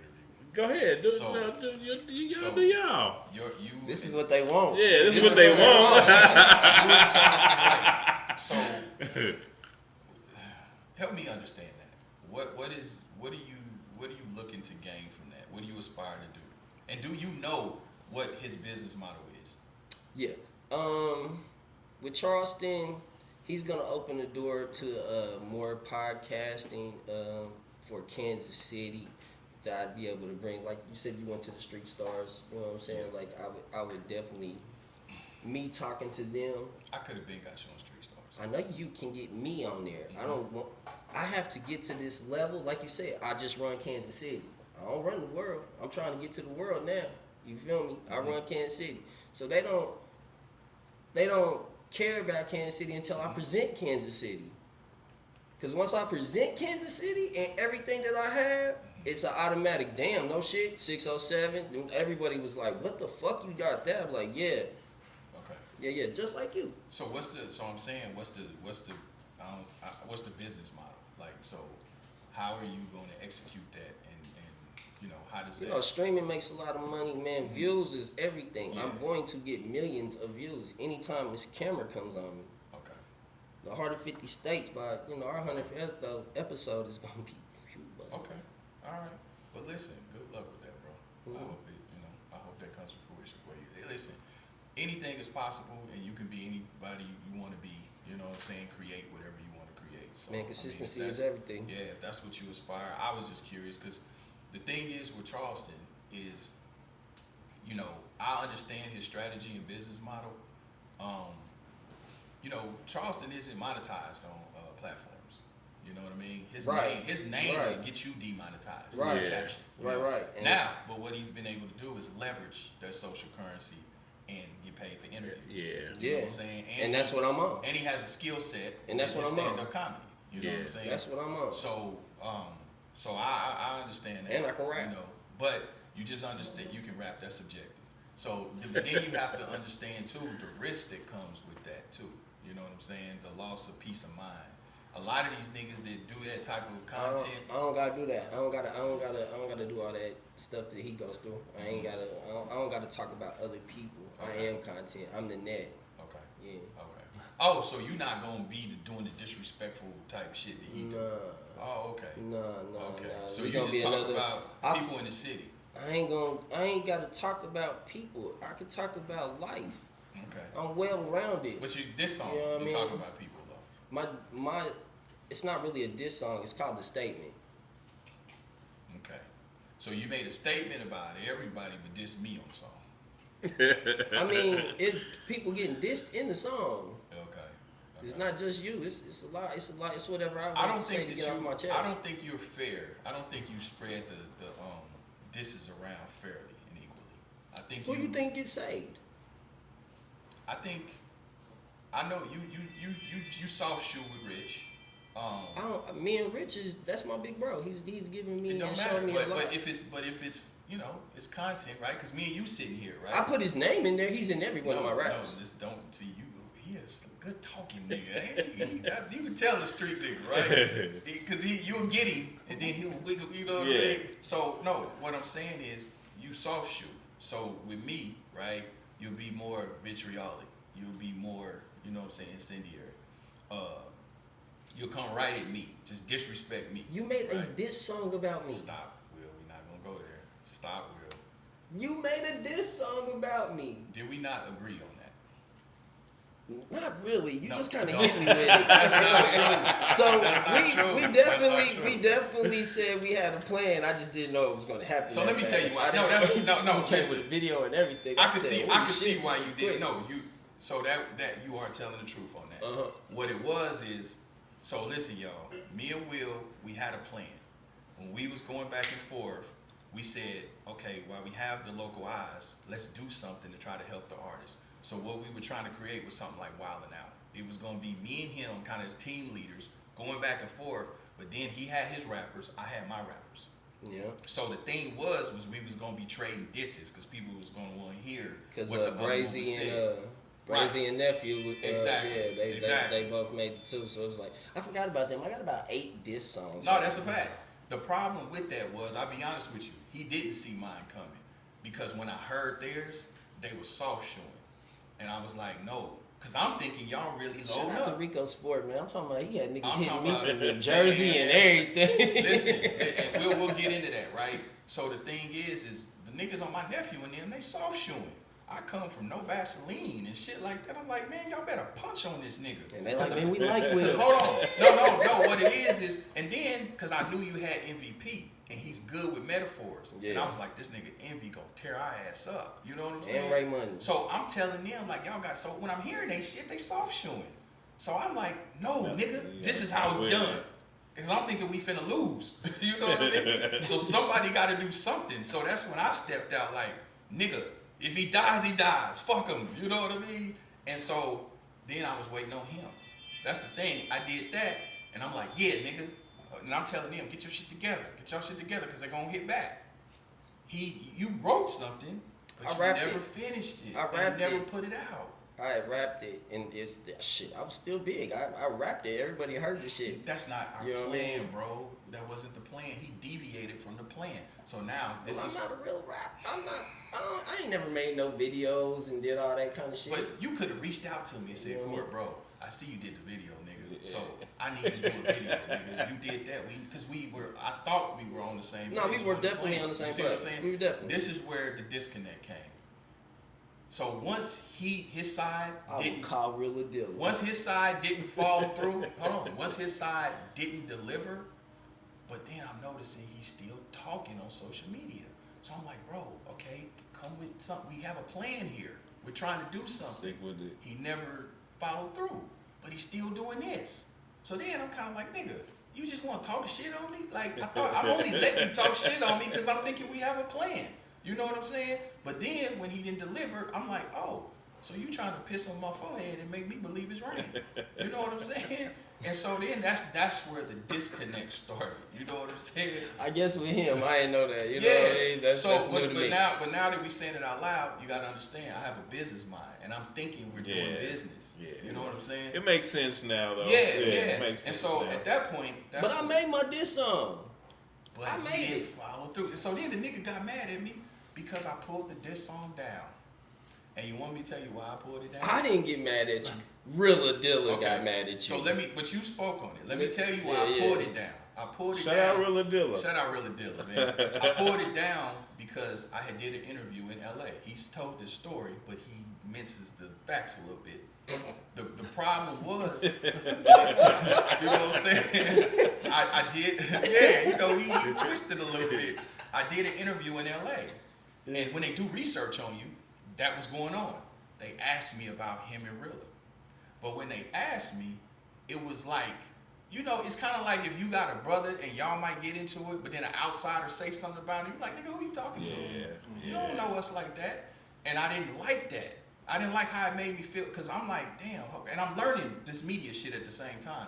and this is what we're going for, though. No, but you got to think. But this is, You're right. So really, that's why me and you're Real was right. like, But this is But- corporate. this was No, corporate. but what he it, kept everything. So this is the thing. He keep everything in Kansas City when he's big. So when we got big, he shut it down. So we no, were like, damn, so nigga, so what's that's up? their vantage point, and I can see where he can think like that, right? For me, because I was learning, I didn't understand. I was learning the media space. I got offended at how them niggas was talking about them. So I got defensive, and I was kind of like, nah, bro, like, you know what I mean? Like, cause they was talking like they was suckers, and I'm like, nah, bro, you know, we from Kansas City, like, I got tribal with It's it. just like that, brother. I got tribal with Yeah. it. And so then when I seen it, hold up, so this is what I'm doing? If motherfuckers in the world gonna see them for the first time, is me making them look like clowns? Nah, I don't wanna do that. I don't like that. So I pulled it down. Now, That was that's my when motivation. that's when you was supposed to go, yeah. Nah, but I Snake wasn't. getting dog What with that, and pod because was that's that how you you said? get on. It was at Dash Radio. Oh, it was? It was Yeah, at Dash gotcha, Radio. gotcha. That's So- how you get. That was how I could have got on right but then. then this the thing though, and in all fairness, I was finding my way in this media space too. So I entertained that, but then once I got in that, I learned that's not my lane. Yeah. I don't want to do that. I don't want to be on that type shit. So I was learning that in real time too. But you didn't come back to us and explain that to us, or put I did. more, I did or put more effort into making what we had going on. that no, cause nigga. Because once you got your podcast, you Right. fell back on me and No, really. no. call That's Rilla. call Rilla. Call nigga. Do you know how much game I gave 222, to Rilla? I know you calling know me, give how him much game. That's why he game I had sticks in given your to Rilla? side. I be We should like, have brought God, him here look. too. That would have You been know, Right. I've been trying. He mad at me. I he'll come on here whenever I come. Yeah, it's just because it's a Tuesday. You know what I'm Yeah. saying? Like Friday, he might like you again. Yeah. So, what do you think is the biggest misconception of court? And for Kansas City, for the Yeah. Kansas City You asking me that? No, I'm Oh, asking okay. him. What do you think people got you fucked up I'll on be in the very city? honest with you. I get 99.9% love. Yeah. You know, I'm not even clear on that. I do know that there's some of the younger artists kind of that do know about me. You know, they feel kind of like, well, damn, why you ain't did this or why you don't do that. But other than that, I can't. You know, I don't know that answer. You know, he would probably know because he's actually in the soil. You know what I'm saying? Will? In the people. What you think the again- biggest misconception of? Once again, it's rich tech court. You feel me? Like they all like did something major, and we all look for them to be able to help us. Yeah, but let me say this too, Will. Sometimes you gotta understand help too. Help it looks different. It's not always monetary. Sometimes help comes in the form of information. It comes in the form of me maybe having a key to a door. Like think about it. You said real life street stars, right? Or just like C-Dub. I C-Dub went to Boss Talk. You know, at the time, maybe not, C-Dub may or may not have had the social currency to go on there. But because of my relationship, that was a phone call. You know, Yeah. real life street star, same thing. You may or may not have the social currency to go on there, but based on the fact of relationship, I can make that happen. But that means that we would have to be, In tune. in tune. You Right. see what I'm saying? And the issue that I would have with you is what I used to tell you, is you will want me to support you and you will want me to help you and shine light on you. But how do you expect that when any given day of the week you can be calling me a bunch of bitch ass niggas? And you know what I'm saying? That don't even make sense. So we only ever had any bitch ass nigga because we came in the game playing like that. So we never. Yeah. There's never actually been like court's a bitch. No, you know have what I mean? said that. No, Yeah. I've said it a million times Yeah. on there, but it ain't That's what never. I'm saying. It ain't. Yeah. It's He didn't social mean it. media. He didn't you know mean what it. I mean? I know that. So this is the conversation that we had yesterday. Because just like if somebody, like you said, if somebody else would be like, yeah, in that court, bitch, I'd be like, nah, he ain't, Yeah, bro. facts. He's, facts. nah, he's No, not. that's a fact. Facts. He's And not. listen, I understand that. I ain't gonna So- let that happen. so Like, bro, listen, nah, you so- don't know, so bro. Listen, I ain't gonna Yeah. cap. I ain't gonna cap. Like in the height, and I hope you don't mind me saying this, but in the height of our thing, right? And probably more so than me, I can be honest. More so than me, I probably felt some kind of way. I'm a little older than him, and how I was raised and where I come from, we don't play with. A man can't call me a bitch or a pussy playing. Yeah, we don't same do that. here. You know that, and that was those boundaries I But was we had telling you already about. played that. Hell, you gotta hope No, this song. no, I had never called you a bitch on social media. I had never said that. If you know, no, I didn't say a bunch of shit about your scar, eating pussy, all kind of shit. But I never called you a bitch. You know what I'm saying? So You but this- even got my baby mama in it. how you feel? How you figure? You inboxed my baby mama No, I didn't. when I came out with Edgar. No, I didn't. Who's your baby mama? Who's your baby mama? We are not saying that. So you gotta tell me. You know what I mean? But this is. We'll my talk thing. about that later. Yeah, but this is my thing though. So, you know, with you wanting me to shine light on that, it's like that's difficult to do, you know, because of the disrespect. And that was my only issue was the boundaries. It was like, dude, the trolling, that's cool. That's what we did. But like I'm not gonna ever try to really break your credibility or hurt you like that. I wasn't ever trying to do that. And if I did respond kind of harshly, it was because of those type of tirades. Like think about it. When you that E16 shit, that was over the top. That was too much. You know what I'm saying? Like, I'm in the comments, and I even big up you about doing the fight with Str8. I even big, now, I jabbed you a little bit, was like, nigga, Man, you was hoping that, man. You was in every nigga. The whole city is like, dude, what is Court Dog got against Will? I was Like, rooting what against the him. fuck, I was rooting bro? against him. I wanted to see him get knocked out, right? But afterwards, though, right, on some real time shit, I said, man, listen, I respect you. I said, I respect that. That's 100. That's some real nigga shit. You still a mark, but I respect that. You know what I'm saying? So that was me doing my little jab, but at the end of the day, you still got on live, and nigga, you just got on one. You bitch ass nigga. He was feeling himself. Nigga, you know, them couple of days after that, that's too much. he was after the boxing? Yeah, Yeah. he was That on was too one. much. What that That nigga adrenaline what still Eddie was Murphy pumping. said? And the nigga's gonna pay for it. Give me some milk duds and the nigga gonna pay for it. so that was too much, man. You know, and that was what I took umbrage with, bro. I'm like, at the end of the day, I get it, you for the views, but we still humans. We still should have integrity. There still should be limits to that. Like, you know what I'm saying? Like even you, but I get it. So if you idolize Charles White, he knows no limits, right? He's gonna disrespect any and everything. Yeah, he ain't you right. Ain't no limit. But there's Shout out another to side to that. The other side to that is everybody ain't playing. And Yeah. two mountains won't meet, but two men will. Yeah. And at some point, you find yourself, you know what I'm saying, where bad news will beat you home and behind some bullshit. You know what I'm saying? It's not worth it to me. You know, and that's why I stepped in and tried, because I said that to you a few times, like, bro, the limit's right there, bro, chill. And this nigga just, wow, man, you and your feelings, bro. It's the internet. I was like, yeah, it's the internet, but don't disrespect me like that on the internet. Yeah. Oh, man, it's just the internet. I hear that. Just don't disrespect me like that on the internet. You know? But you're doing the disrespecting too. You're the super disrespect. You started the disrespecting everything. I never started disrespect. What did he do? What did he do to start the disrespect, Will? Stop saying my name. See what I'm saying? See what I'm saying? See what I'm saying? Little buddy over here. Who the fuck is little buddy?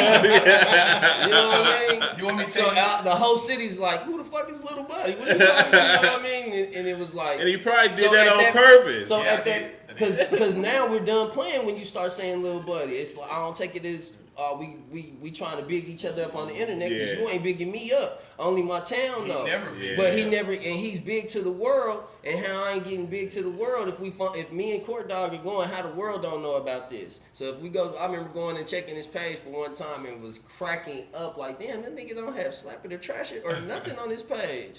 Like, he using me. But like what I said, bro, why would I do that when any given day you call me a bunch of hoe ass niggas? Before that, you I always think kept a in name Kansas has City. power. So by saying little buddy and stuff, you're indirectly, you know who he's talking about. You know Kansas City did. Kansas City did. That's He right. limited That's me right. to The name Kansas has City. No, that's a fact. But- That's a fact. Our problem. It was Court is Listen, worldwide. Court is big. Didn't I just say he on tech now, bitch?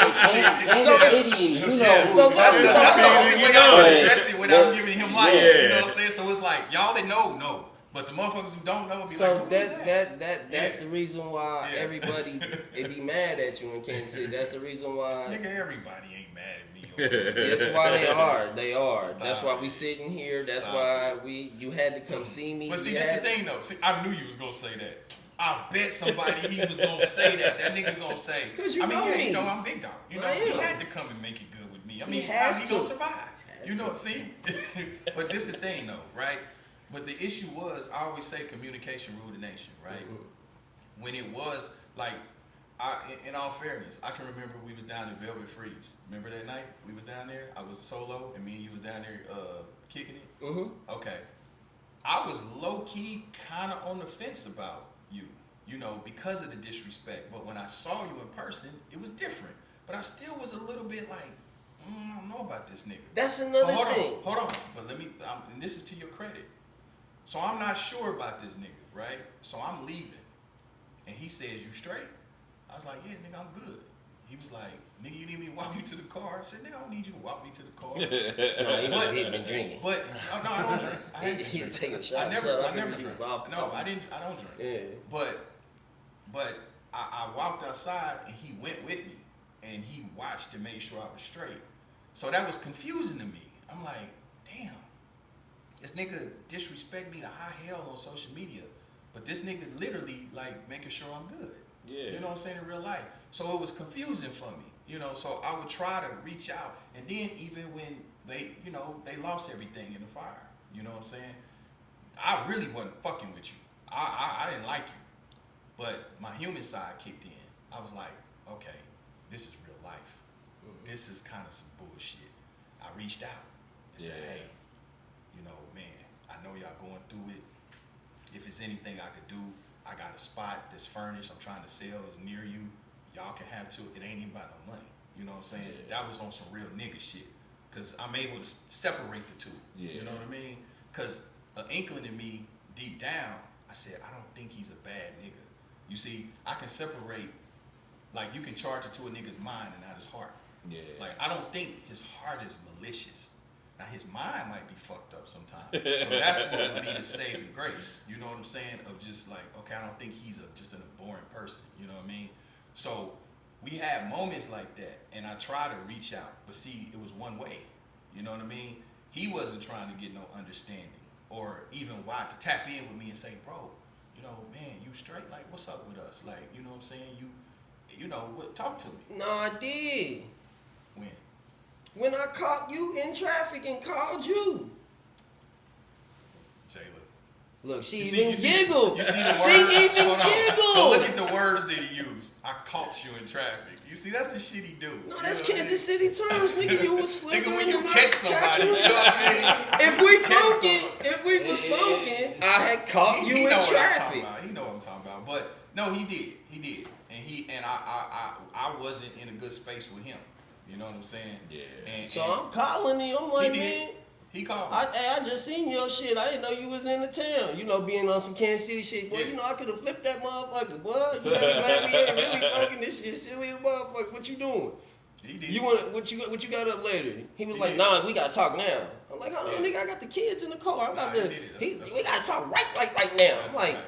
damn, right now. Well, meet me in your hood at your store, shit. That's a Fuck fact. you, That's a shit. fact. Yeah.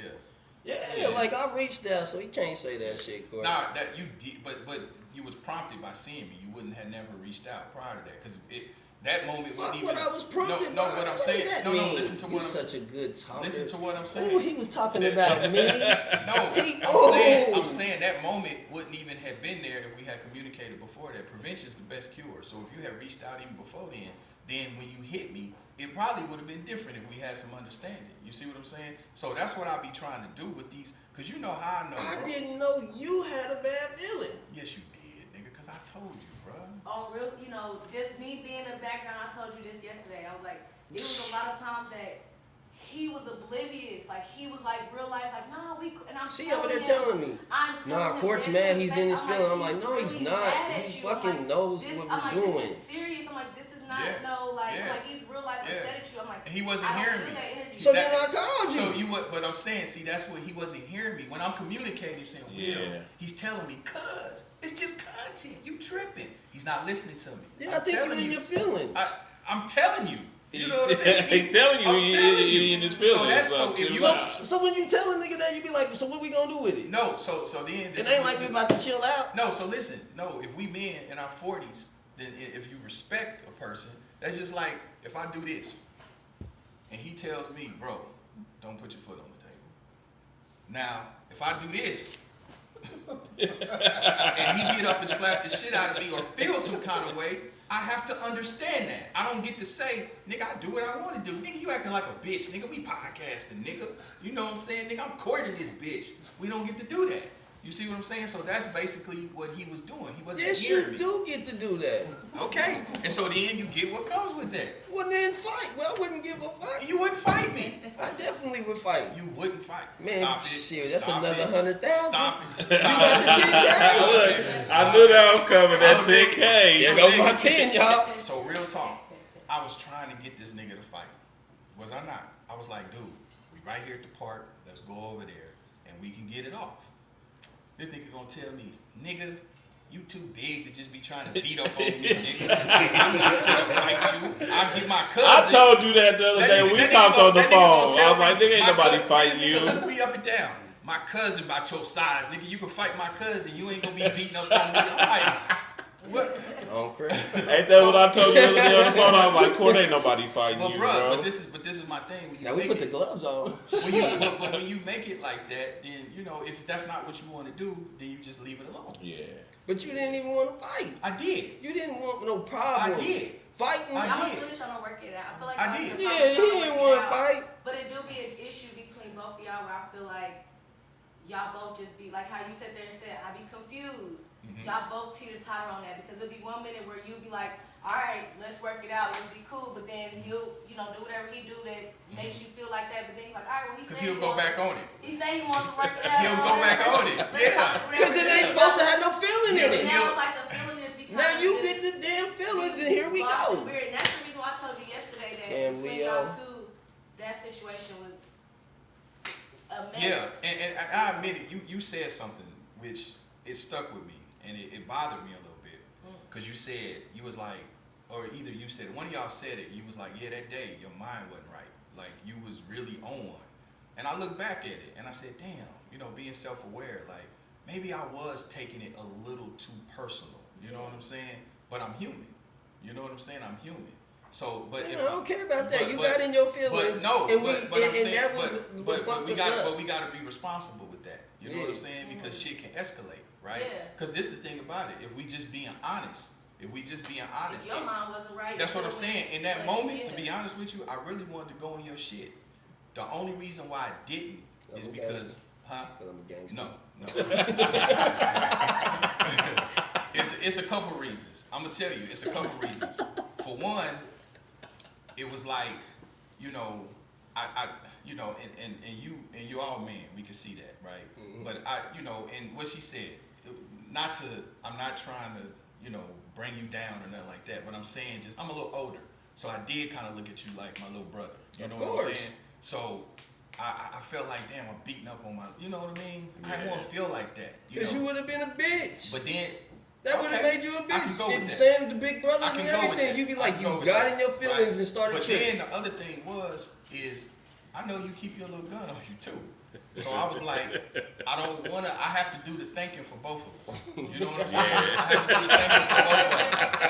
So That was about the best He thing I get ever ignorant. heard He anyone get say. ignorant. He I had to get think of ignorant. it for and we both both of got us. guns, right? And now emotions is running high. My emotions running a little bit higher. So if I bing this nigga and just out of just like what the fuck, and I'm already physically, superior, and I don't mean that to demean, you know what I'm saying? No, but nigga, you big. but that can escalate. You know what I'm saying? It could escalate. If I hit this nigga, Yeah, he you like, get what shot. the fuck? And then he shoot. I got a gun too. Yeah. And so now, Facebook. Yeah. And then it's the thing. I'm looking at your kids. I'm looking at your kids in the car. Yeah. I'm like, damn, this nigga a father. Like Yeah. he with his kids all the time. And this is the thing. So true story. I'm gonna be very transparent. This was like on a Saturday. that Monday, I had to be back in LA to do TMZ. You know what I mean? So here I'm on 43rd in Cleveland arguing with this nigga. I got a gun, he probably got a gun over some dumb shit, right? And I felt bad, mainly because the kids was there. And I was like, Courtney, what are you doing? You know, like I potentially could have brewed a bad situation, you know what I'm saying? But I saw the humanity in him, you know what I'm saying? And that comes with maturity, you know, because 20 years ago, nigga, we would have did that. We would just did that. Oh, right? you'd have just We'd felt have it through did your that. car. We'd have did that, you know what I'm saying? You wouldn't have got a call. Yeah. You'd have just got hit. Because I already hit two niggas at the same spot, you know what I'm saying? And so But no, we ain't never had no phone. So shout out to Black Wall. You know I what I called mean? Black Wall. Shut up, Black Wall. And we had that conversation. I told him what happened. And Black Wall went in on me. He was like, Court, you tripping. You doing too much. You know what I'm saying? He was like, you're smarter than that. You put yourself in a position that it ain't even that serious. He said, now you're not wrong for feeling how you feeling, but the execution, you know, could have been a little bit different with that. You know what I'm saying? And so I try to learn. You know, I'm never, you know, you always learn, and I stay a sponge. So I was like, damn, you're right, bro. Like, I shouldn't have did that. And I want to say, I believe I even messaged you, and I apologized. I was like, you know what, bro? My bad. You probably deleted it. I did. Because I was in my feelings for about 2 days. 2 days, I came down off of that, you know, that maturity, and was like, I think he read it, or he might not have read it. And I was like, you know what, man, fuck that nigga, man. Like, you know, fuck that nigga, man. So, that, you know, we being real. Being real, you know what I'm saying? So, at the end of the day, I never, you know, wanted a problem with you. You know what I'm saying? Right, same here. And I just, you know, wanted you to respect those boundaries. And the other part of that is, like we talked about last night, we both passionate. I've given you props. The difference with us, you've given me props in real life, on social media, not so much, but I've given you props in real life and on social media. You know what I'm saying? Now, you may have not seen it, you know, but I have. You got to. So I understand your passion for the city and wanting the city to move forward is commendable. Yeah. Right? You are dedicated to that. There's no lie about that. So both of us having that passion, I just felt like with me trying to reach the people how I can and how I feel like I can, I feel like you were undermining that, which now I become ineffective, you know, because you're doing your thing, contenting. But then you're also doing your thing trying to get people on, but then you're kind of disturbing my lane too of trying to help. And once again, your lane, man, you think big. It don't take all that shit. It does. It don't. But you know what? Both things can be true, right? And that's the thing. That's where I know your way is the right way too, and I know my way is a good way. You know what I mean? Both things can be true. There's plenty of times too where I can say like, you know, like how you said that you be working your lanes and how you be, you know, divvying through the city and figuring it out. And there's be like how you say how he bigs you up in real life, where people, like you say, they're listening to him online and they're listening to the shit that they said. Yeah. So they be like, man, they'll reach out to him and be like, man, Court Dog reached out to me. He wanted to link up to do this. Yeah. And he be like, do that shit. Whatever he's telling you, whatever, listen, do it. Yeah. Take it. Yeah. You know, he always sits there. Like and you said, tells pesos people came to up take on No, him. that's those opportunities. I've never heard him ever be That's like, a fact. nah, don't ever do that. And that's the shit. strangest stupid." thing with this dynamic is I he's even probably do that with the DJs. It is strange because Court was like, a couple people, he was like, what podcast? I seen you make a post and you was like, what podcast should I hit up when I come to the city? Yeah. And a couple people put the Hard to 50 They did. States, and your response was, I don't think I'm welcome there. Yeah. Bro, to see that it fucked me up. Right. To even think that's how you felt. Yeah. You know what I'm saying? It made me laugh. I was like, oh, he knows about us. I couldn't believe you felt like you wasn't welcome. Yeah. You know what I'm saying? Yeah, and part of that, and like I was explaining to Jayla. But that's him being internet. He knew he was welcome. Yeah. No, I'll be honest with you. Because, see, and then this is, again, my personality, too. See, the thing is, when there's discord with me and someone else, right, Yeah. I'm a serious dude. So I think the worst of situations. Yeah, You know that's what I'm just saying? our I think age the worst of like situations. that. He called me and told me that. I was like, man, what? Yeah. Right. And so this is the dark part that this kind of moved into. I asked you that a few weeks ago when I at the what they want, like how the dynamic, how you think it's gonna be with having Will here and knowing the history of it. So I mean, to see that you guys are amicable and everything about it. And what I told you, I said we got to have a conversation first. I told him and that. God put it to where we was able to do that last night. You see what I'm saying? So it's just funny how that worked out, right? Yeah. But You know how you set that up, what you came here for. I didn't know. I didn't expect to see you. I didn't think we was all gonna end up in the same place last night. To see you, bro. You know you can't slide through the town on a major. But let me tell you what's funny though. Let me tell you what's funny though, just real quick. But when I seen the nigga, I said, I almost called him out like a principal. I was like you get him off. This nigga. No, I already knew. Then I put my drink down like I was in trouble. What I do now? Like, you know what I mean? I was like, man, let me holler at you. Let me get another drink. And so this nigga come over there, cuz, what I do, man? Nigga, what you do? And you know, I'm mad. What you mean, what the fuck you do, nigga? He bringing up other shit. I'm like, But we had a good conversation, and I'm glad. The good thing about this is what we can demonstrate is conflict resolution. Yeah. Right? It never was real like that, but as I was just about to say, there were some dark spots though where it could have. You know what I mean? Because they're like you know, he's connected to people who may or may not know that it's whatever. Like for him, it was never real. For me, or maybe I don't know, but for me, there was times where it was. It felt real. Because we're not communicating. Yeah. He's only communicating with me through internet, which is insults. You see what I'm saying? So I take that serious. I'm like, so it's like Donald Trump. Donald Trump doesn't come out and just say blatantly, fuck niggas, fuck Mexicans. But he makes racists feel emboldened and empowered through his rhetoric. He sounds a dog whistle.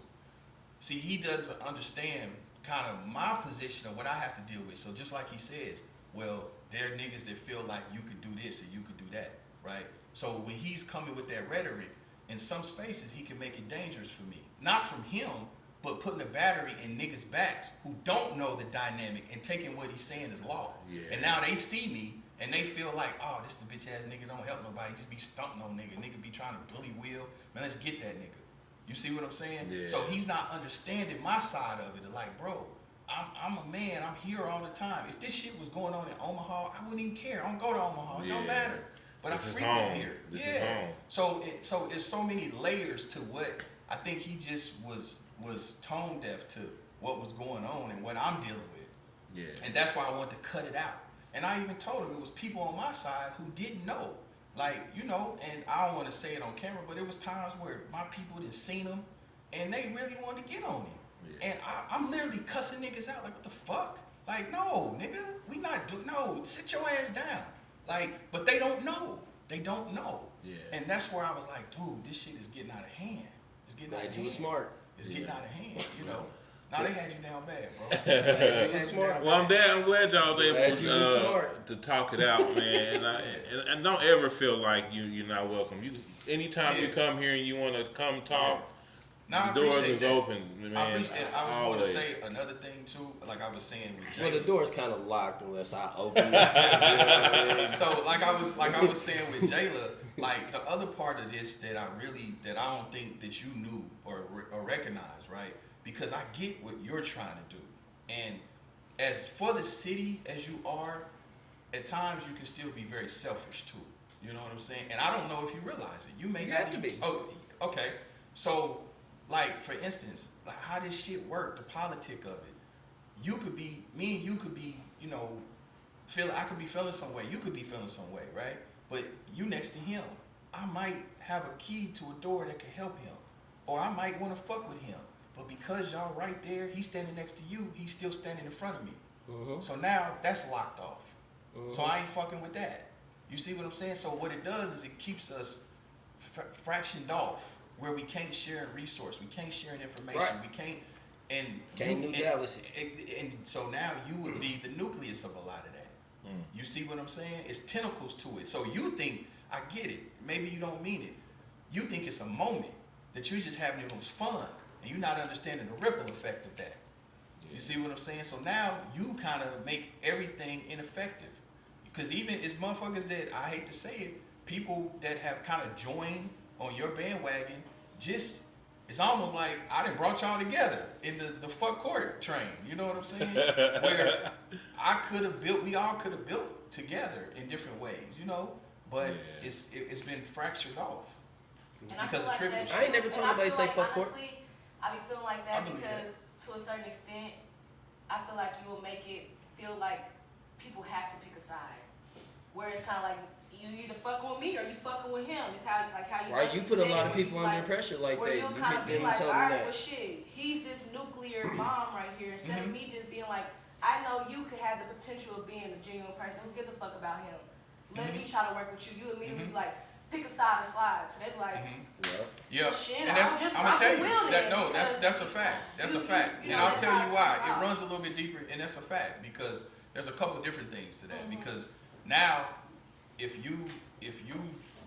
now I look at you as sharing the same mentality he has. If you know what I mean, your vibe attracts your tribe. Yeah. So if you feel like that's, you're attracted to that, then I know that's what kind of time you on. And if I don't want to be in business with the motherfucker, well, I'm gonna want to be in business with the nigga next to the motherfucker.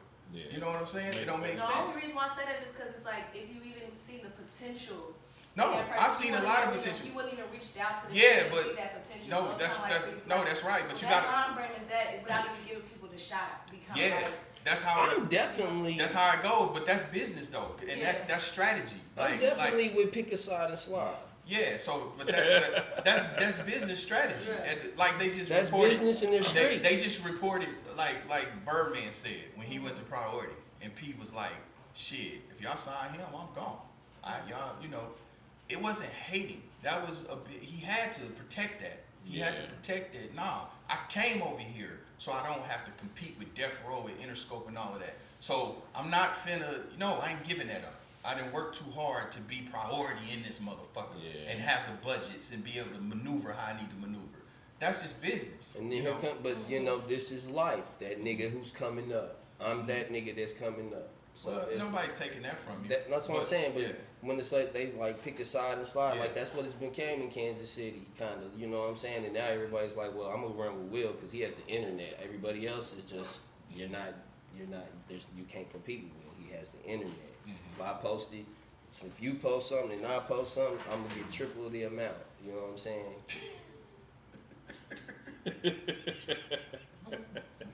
No, I'm sorry. I'm Yeah, letting you you know what I mean. Just on on algorithm and how Facebook works. What was just that Facebook. again? On what? Facebook. No, what was that word you said? The algorithm. Algorithm. Nah, bro. Go on, grandma. No, come here. Go on, grandpa. I say. No, I just don't wanna want to correct you in public. I don't give a fuck about none of that. You know what I'm saying? I understand how you used to get smacked on your hand for not saying ain't. You can't say ain't. I understand. I say ain't. I come from the ain't family. Algorithm. I come from the motherfuckers that have the bottom and they ain't more motherfuckers gonna tell us shit. Nah, I come from that too, but I just don't want you to walk into one of them rooms and then say that shit. That's when they know they gotta pay me. Okay. They be like, oh, he's ignorant. Just give him his money up front. We can fuck him over.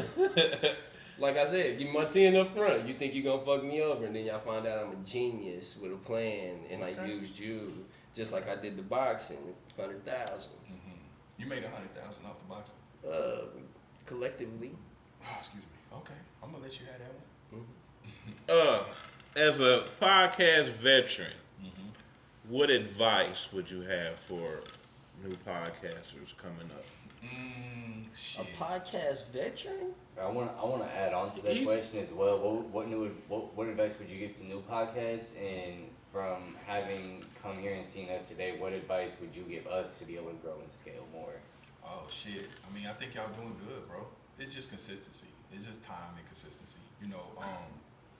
I think, using the platforms to your benefit. I give the game freely. Like what I did with Holdin Court, I mean, sure, I have a little bit of leverage by having celebrities, but I'll be honest with you. A little bit of leverage? Yeah, but no, I'll be honest. That's all we need is that. No. I'll be honest with you. It all comes back to the content. You know what I mean? The content. If you look at Soft White Underbelly, they have your average bum. Or what is the proper term? They don't call them bums anymore. but you know, the displaced Yeah, people, yeah. right? They have you know, prostitutes, people, you know, that would consider to be Addicts, all the kinds unsavory of- people yeah. of the society, and they do numbers because the content is that compelling. So it's really about if you look at Cam Capone, I've done Cam Capone 3 times. He have all the motherfuckers, but he's found his people and he super served his niche. So if you want to hear about the niggas that get shot in the ass 10 times and been to jail 1,000 and didn't have a mom and dad, if you want to hear all of that, you're gonna go to Cam Capone. So it's just finding your people and super serving that niche. You know what I'm saying? So with mine, my shit is cerebral, right? My shit is mature. It's a little more polished. I find the ecosystem of people that like that shit. So I didn't spend a dime on marketing. All I did was I learned how TikTok worked. I learned how Instagram Reels, Facebook Reels, YouTube Shorts, and I created this synergistic effect by just posting a bunch of shorts. Shorts are high in discoverability. Yeah. And you try to find. That's how we did it. Yeah. You try to find the most compelling piece of conversation, and you stay in a perpetual discovery mode. And because I mean, I've collectively had about 100 million views, over 100 million views, right? I remember Ice hit me one day. He said, Court, he said, I can't log on social media without seeing you. You know what I mean? Because it's TikTok, it's Instagram, it's Facebook. You're going to see it. And then you start creating content to where the blogs start picking up on it. But you got to be consistent. You know what I'm saying? So that would be my advice, is just don't worry about production. I mean, if you can upgrade it, cool, right? You grow into that. But it's the content, you know what I'm saying? Yeah. Whatever that is. Like content, niche, and clips. Yeah, For real. yeah. And then where does it live? Where are you gonna send people? Where are you gonna get them to pay you? And then understand why you're doing what you're doing. Like where are you gonna get paid at? The platforms is just one. That's just one stream. You know, I make more money. This the thing. I make more money on audio and on Snapchat. Really? Yeah, because Snapchat has a higher CPM. So you don't got to do a gazillion views to make money on Snapchat. You know what I'm saying? Gerald will tell you that. You know, so Snapchat and programmatic ads on the podcast side. So now, when we talk about Charleston White and you talk about your brand, you have to figure how many ways do you want to monetize what it is you're doing. That's the name of this shit. It's taking this asset and monetizing it as many places as possible, right? So the programmatic ads, then you get what they call reads and sponsorships. So Revolt, I might get $10,000 to do a 60-second read.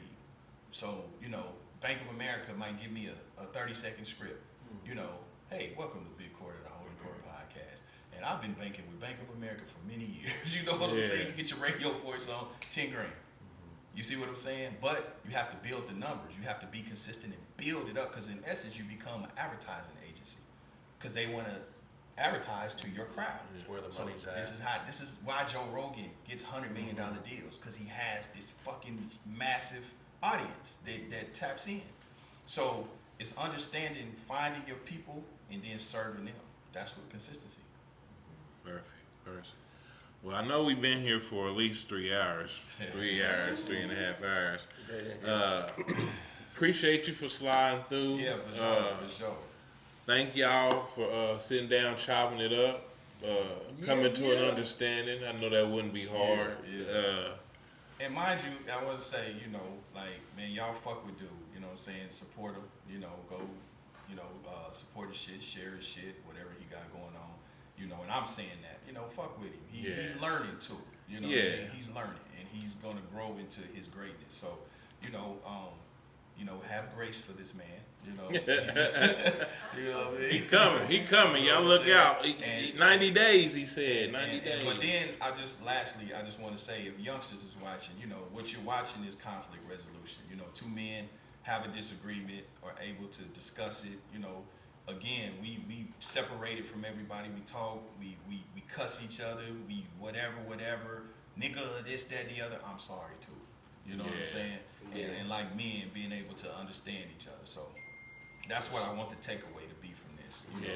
For sure. And he's still gonna troll me, and we just know that it's not a problem. it's You know what I'm love. saying? We know it's all love. Because he gonna take this and be like, see, that's what I'm trying to tell you. See, I really had Court shook. You know what I'm saying? Like, he, you know, like, he had to sit down with me. Because really, I mean, you know, we was gonna tie him up. You know what I'm saying? I'm about tying him up. You know what I'm saying, man? Well, it's been quietly brilliant. The Heart of 50 States. Big Court on the Holdin Court Podcast with Vo TV and the OG Network. Y'all be sure to tap in with the OG Network dropping in September. Again, I'm co-founder, me and Ice-T. We got over 1,000 titles on there. Any local filmmakers, if you want to submit for it to be on the OG Network, listen, hit me at info@theognetwork.net and, send me your movies and we can work. All right. Shout out to 816 Stoney Shot It and Greg Stone's neighbor for always being there, man. Big Shout out to y'all. And congratulations again, Court, on winning the podcast of the year, KCPCA. Oh, you Awards. won? This nigga knew all that. No, I did, homies. I didn't. Okay. All right, man. Love y'all. Peace out.